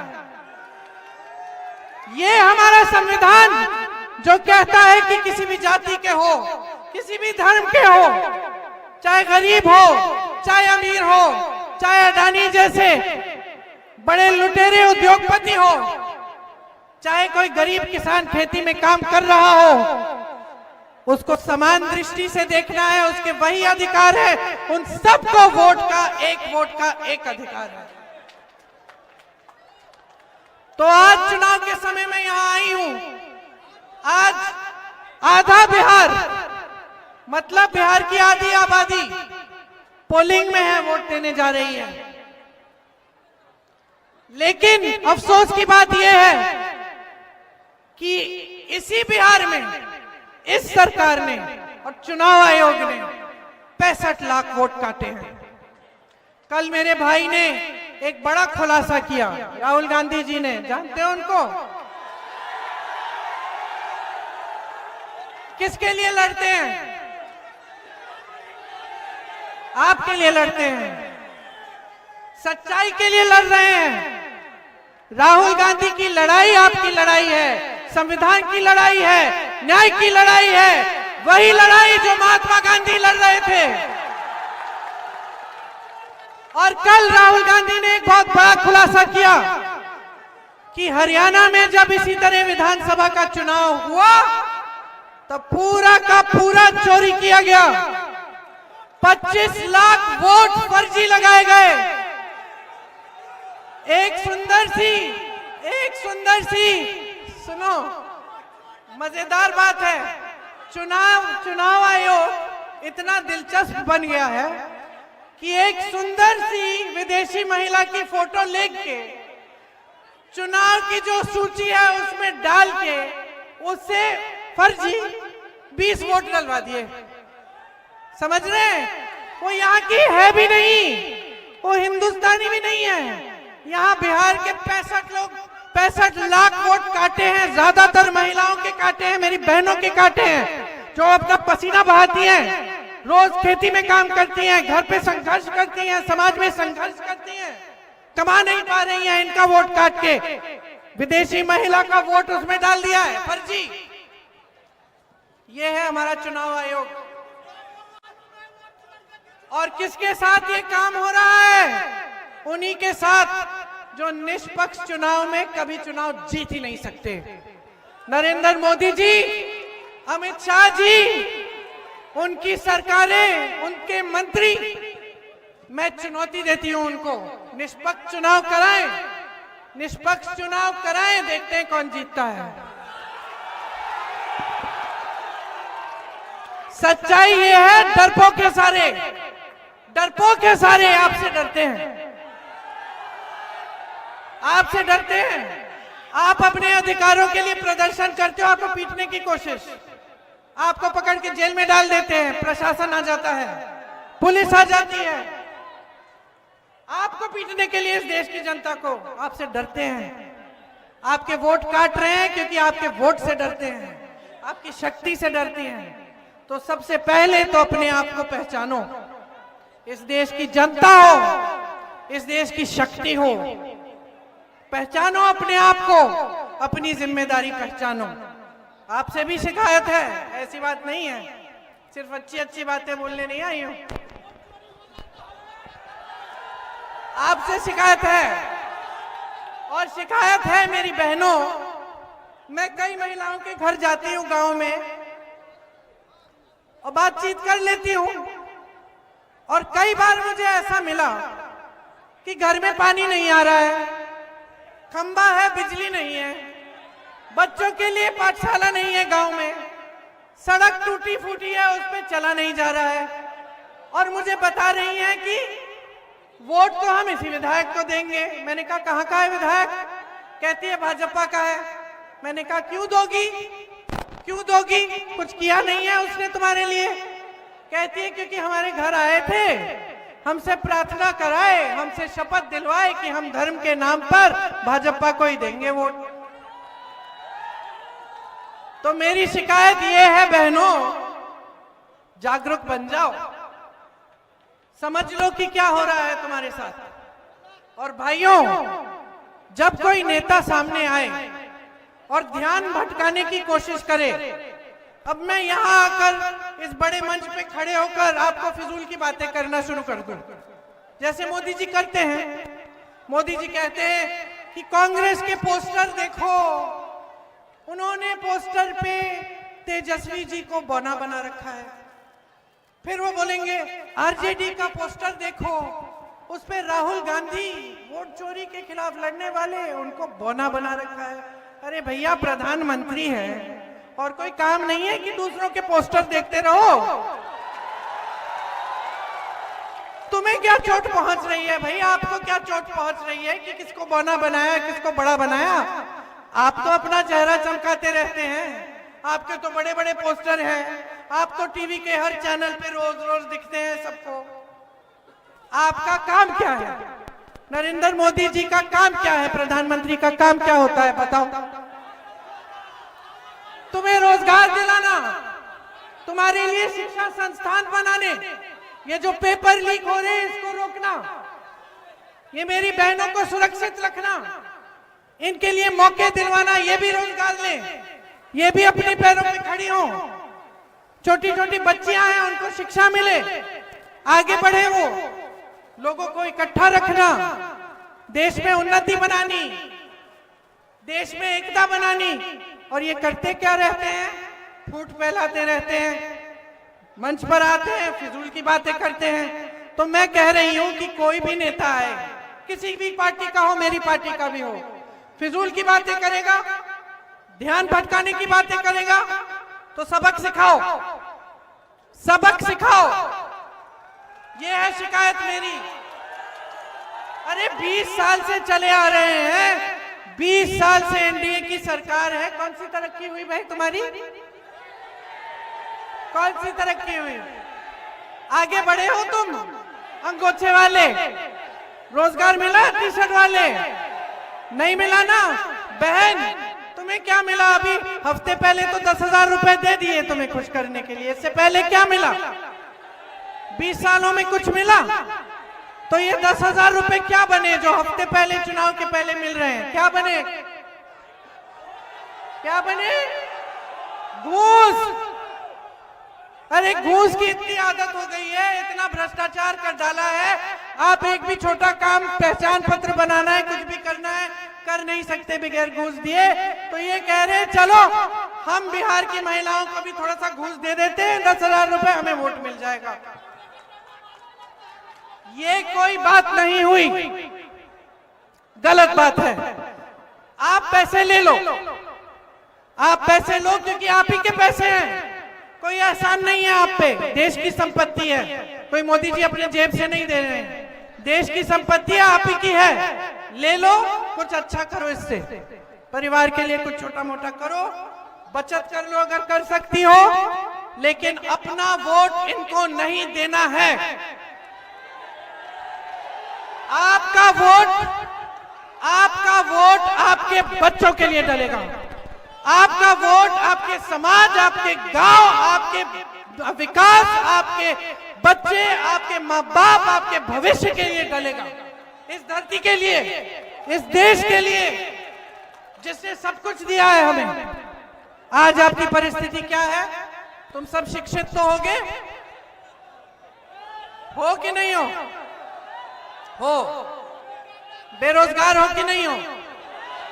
बेरोजगार हो। आज की परिस्थिति ये है कि ये बेचारे कमाना चाहे ना, नहीं कमा पाएंगे। एक जमाने में खेती से, किसानी से कमाता था इंसान, सुबह शाम मजदूरी करता था, कमा पाता था, घर कुछ आ जाता था। आज क्या हो रहा है? आपको खाद नहीं मिलता समय पे, आपको उपज का दाम नहीं मिलता, आपको न्यूनतम समर्थन मूल्य नहीं मिलता, ट्रैक्टर चलाना पड़ता है, ट्रैक्टर पे जीएसटी, पेट्रोल पे जीएसटी, डीजल पे जीएसटी नहीं, पेट्रोल के दाम महंगे हो गए हैं, डीजल महंगा हो गया है। तो कमाओगे कैसे? कमाओगे कैसे? ठीक है, खेती किसानी से कमाते थे, अब नहीं कमा पाते। अब बड़े बड़े उद्योगों की बात करते हैं। ये लोग कहते हैं ना 70 सालों में कांग्रेस ने क्या किया। मैं सूची निकालूंगी ना, 1 घंटे के लिए यहाँ खड़ी रहूंगी, क्या किया। IIM, IIT, एम्स, बड़े बड़े उद्योग, बड़े बांध, बड़ी नहरें, बड़े पुल, सारे कांग्रेस के जमाने में बने। इन्होंने क्या बनाया? इनके 27 पुल तो 3 साल में गिर गए। इन्होंने कोई बड़ी संस्था बनाई, कोई विश्वविद्यालय नया शुरू किया, कोई बड़ा उद्योग लगाया। जो चीनी के मिल थे वो भी बंद हो गए। यहां बिहार में रिफाइनरियां होती थी, बिहार में सब कुछ बनता था, पेपर मिल, चीनी मिल, इतनी सारी चीजें। शिक्षा की व्यवस्था इतनी अच्छी थी कि यहीं से सबसे बड़े बड़े अधिकारी जाते थे, IPS, IFS, IAS, नाम लो बिहार के होते थे। कितना आत्म स्वाभिमान था, कितना आत्मसम्मान था। आज क्या है? शिक्षा ठप, उद्योग, जितने भी बड़े बड़े उद्योग थे सरकारी, कहां गए? किसके पास? अडानी और अंबानी के पास। देश के बंदरगाह, देश के हवाई अड्डे, आप नाम लीजिए, सारा इनको सौंप दिया है। आपको अपने बच्चों की शादी करानी पड़ती है, कर्ज लेना पड़ता है। कर्ज लेना पड़ता है, कर्ज चुकाने के लिए जीवन भर संघर्ष करते रहते हो, ब्याज देना पड़ता है। ये अडानी जी, अंबानी जी, इनके पास लाखों करोड़ रुपए हैं। अब मोदी जी क्या करते हैं? क्या करते हैं? उनके कर्ज माफ करते हैं और आपके कर्ज माफ नहीं करते। आपका 1 रुपया माफ नहीं करते, बल्कि आपकी बिहार की जमीन 1 रुपए प्रति एकड़ में अडानी को पकड़ा देते हैं। ये खड़े हैं ना नौजवान यहां बेरोजगार, इस एक एक नौजवान को अगर 1-1 एकड़ जमीन दे दी होती 1 रुपए के दाम में, तो क्या तुम नहीं कर सकते थे अपना भविष्य उज्जवल? तो कैसी सरकार को बढ़ावा दे रहे हो? 20 साल से चले जा रहे हैं, करे जा रहे हैं। अब अंतिम वो आ गया है कि अब वोट चोरी भी शुरू, क्योंकि जानते हैं कि अब जनता पहचान रही है, जनता सच्चाई देख रही है, जनता जानती है कि भाजपा के बड़े से बड़े नेता मंच पर आकर झूठ ही बोल रहे हैं। समझ गई है जनता सब कुछ। जनता का ये हाल कर दिया है कि यहां से, बिहार से पलायन करके बाहर जाना पड़ता है। ये कोई आसान काम है? कल तुम लोगों को जाना पड़ेगा, अभी तो तुम बहुत नौजवान हो, 2-3 साल में जाना पड़ेगा। यहां तो तुम्हें रोजगार मिल नहीं रहा है। जब तुम जाओगे बड़े शहर में, किसी को नहीं जानोगे। बड़े शहर में लाखों करोड़ों लोग होते हैं, कोई किसी को नहीं मानता, कोई अपना नहीं होता है, कोई अपना नहीं होता है। आप जानते हैं, मेरे से अच्छी तरह जानते हैं। वहां जाओगे, कहीं एक कमरा मिल जाएगा, उसमें 8-10 लोग इकट्ठे रहोगे। जाओगे, मजदूरी ढूंढोगे, कोई नौकरी ढूंढोगे, कोई भी वेतन दे, कितना भी पैसा दे, बोलोगे कोई बात नहीं, थोड़ा तो कमा लेंगे, चलो कर लेते हैं, नौकरी मिल रही है, मजबूरी है। नौकरी करोगे, पसीना बहाओगे, थोड़ा सा बच जाएगा, घर भेजा करोगे। परिवार को देखोगे नहीं। जो शादीशुदा है वो अपनी बीवी को छोड़ के जाता है, अपने बच्चों को छोड़ के जाता है। जो यहाँ पे परिवार संघर्ष करता है वो अकेला करता है। ये मेरी बहनें हैं, जिसके पति पलायन करके गए हैं, मैं जानती हूँ, अकेली हो, अकेले संघर्ष करना पड़ता है। वो आ नहीं पाता, चाहे कितना भी चाहे, वो लौट नहीं पाता। सिर्फ छुट्टियों में आएगा, छठ के लिए आएगा, दिवाली के लिए आएगा, बाकी समय सारे संघर्ष तुम खुद करोगी। बच्चों को संभालोगी, कोई बीमार पड़ेगा उसका इलाज कराओगी, किसी को अस्पताल या डॉक्टर के पास ले जाना है, इधर से उधर दरवाजे खटखटाओगे, भटकती जाओगी, अकेली हो। और वो वहां पे अकेला है और वो संघर्ष कर रहा है और तुम संघर्ष कर रही हो। आज ये बना दिया है बिहार को कि यहां नौकरी नहीं मिल रही है। क्या आपके दिलों में दुख नहीं होता कि अपने परिवार से इतना दूर जाना पड़ता है, इतना संघर्ष करना पड़ता है, और वहां शहर के लोग भी आपका अपमान करते हैं और आपको वो अपमान भी सहना पड़ता है। चुपचाप से पी लेते हो क्योंकि मजबूरी है। बिहार आओगे, वापस आओगे, यहां भी रोजगार नहीं मिलेगा, चलो सह लेते हैं, कोई बात नहीं, बोलने दो। ये स्थिति है आज आपकी, और आपको कोई जरूरत नहीं है कि कोई मेरे जैसे नेता दिल्ली से आकर आपको समझाए।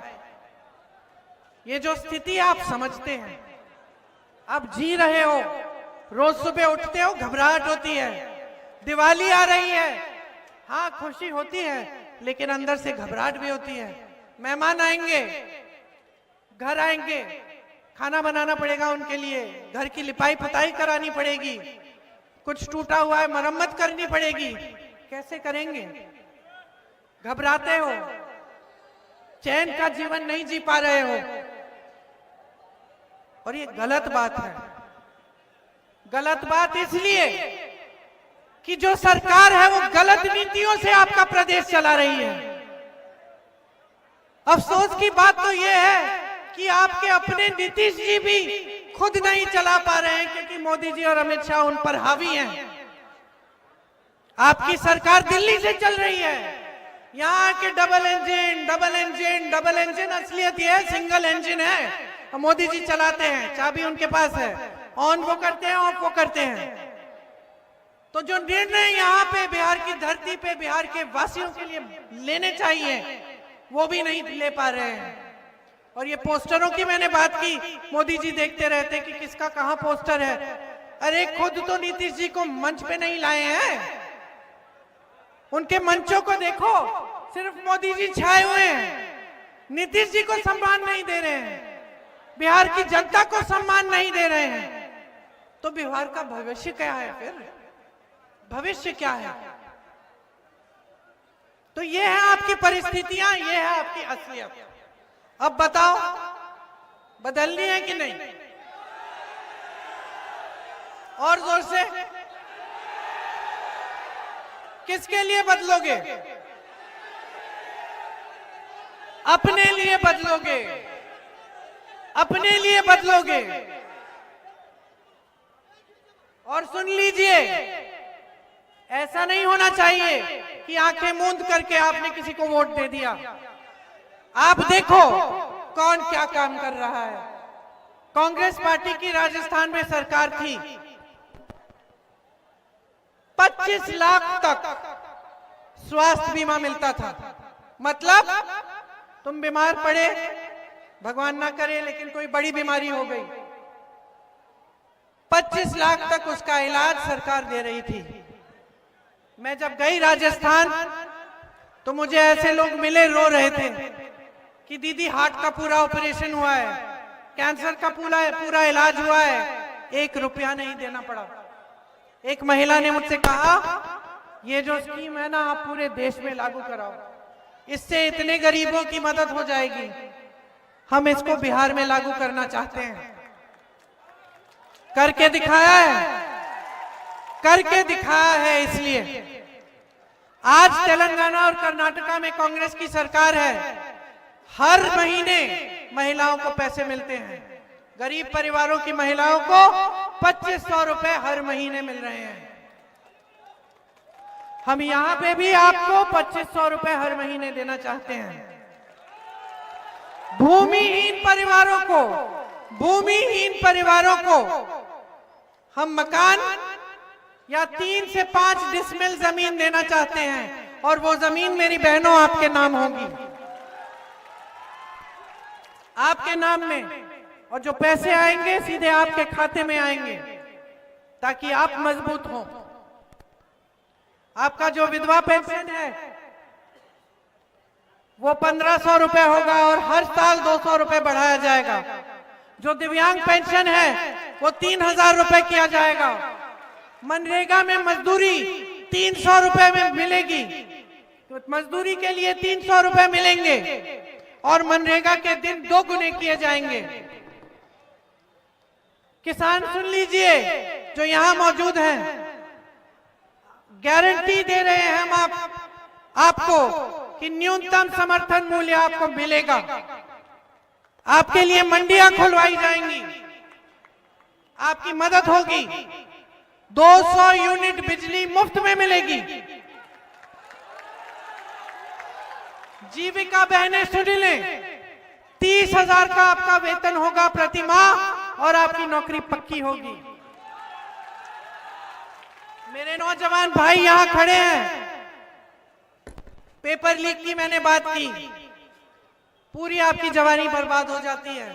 आप ठहरे रहते हैं, पेपर देते हैं, लीक हो जाता है, चलो कोई बात नहीं, 6 महीने में रिजल्ट आ जाएगा, फिर से पेपर दे देंगे, रिजल्ट आ गया, नियुक्ति नहीं हुई, और ठहरेंगे। ठीक है, किसी और नौकरी के लिए हम वो ट्राई भी नहीं करेंगे, कोशिश भी नहीं करेंगे, क्योंकि ये हो जाएगी एक ना एक दिन। ठहरे रहो, सालों ठहरे रहो। यूपी में तुम्हारे जैसे नौजवानों से मिली हूं जो 28-29 साल तक ठहर रहे हैं।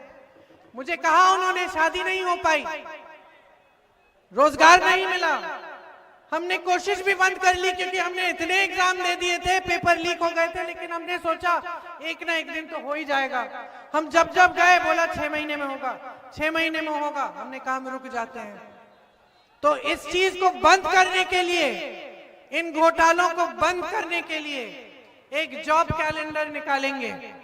उसमें जिस दिन आपका पेपर होगा, जिस दिन आपका रिजल्ट निकलेगा, जिस दिन आपकी नियुक्ति होगी वो पहले से हम आधारित कर देंगे, निर्धारित कर देंगे। और अगर किसी ने उसके साथ खिलवाड़ किया तो उस पर सख्त से सख्त कार्रवाई होगी। आज बिहार में हजारों सरकारी रोजगार, सरकारी पद खाली पड़े हैं। हमारा सबसे पहला काम होगा कि हम उन पदों को भरें और हर गरीब परिवार में जहां एक भी रोजगार नहीं है वहां हम रोजगार देने का पूरा प्रयास करेंगे।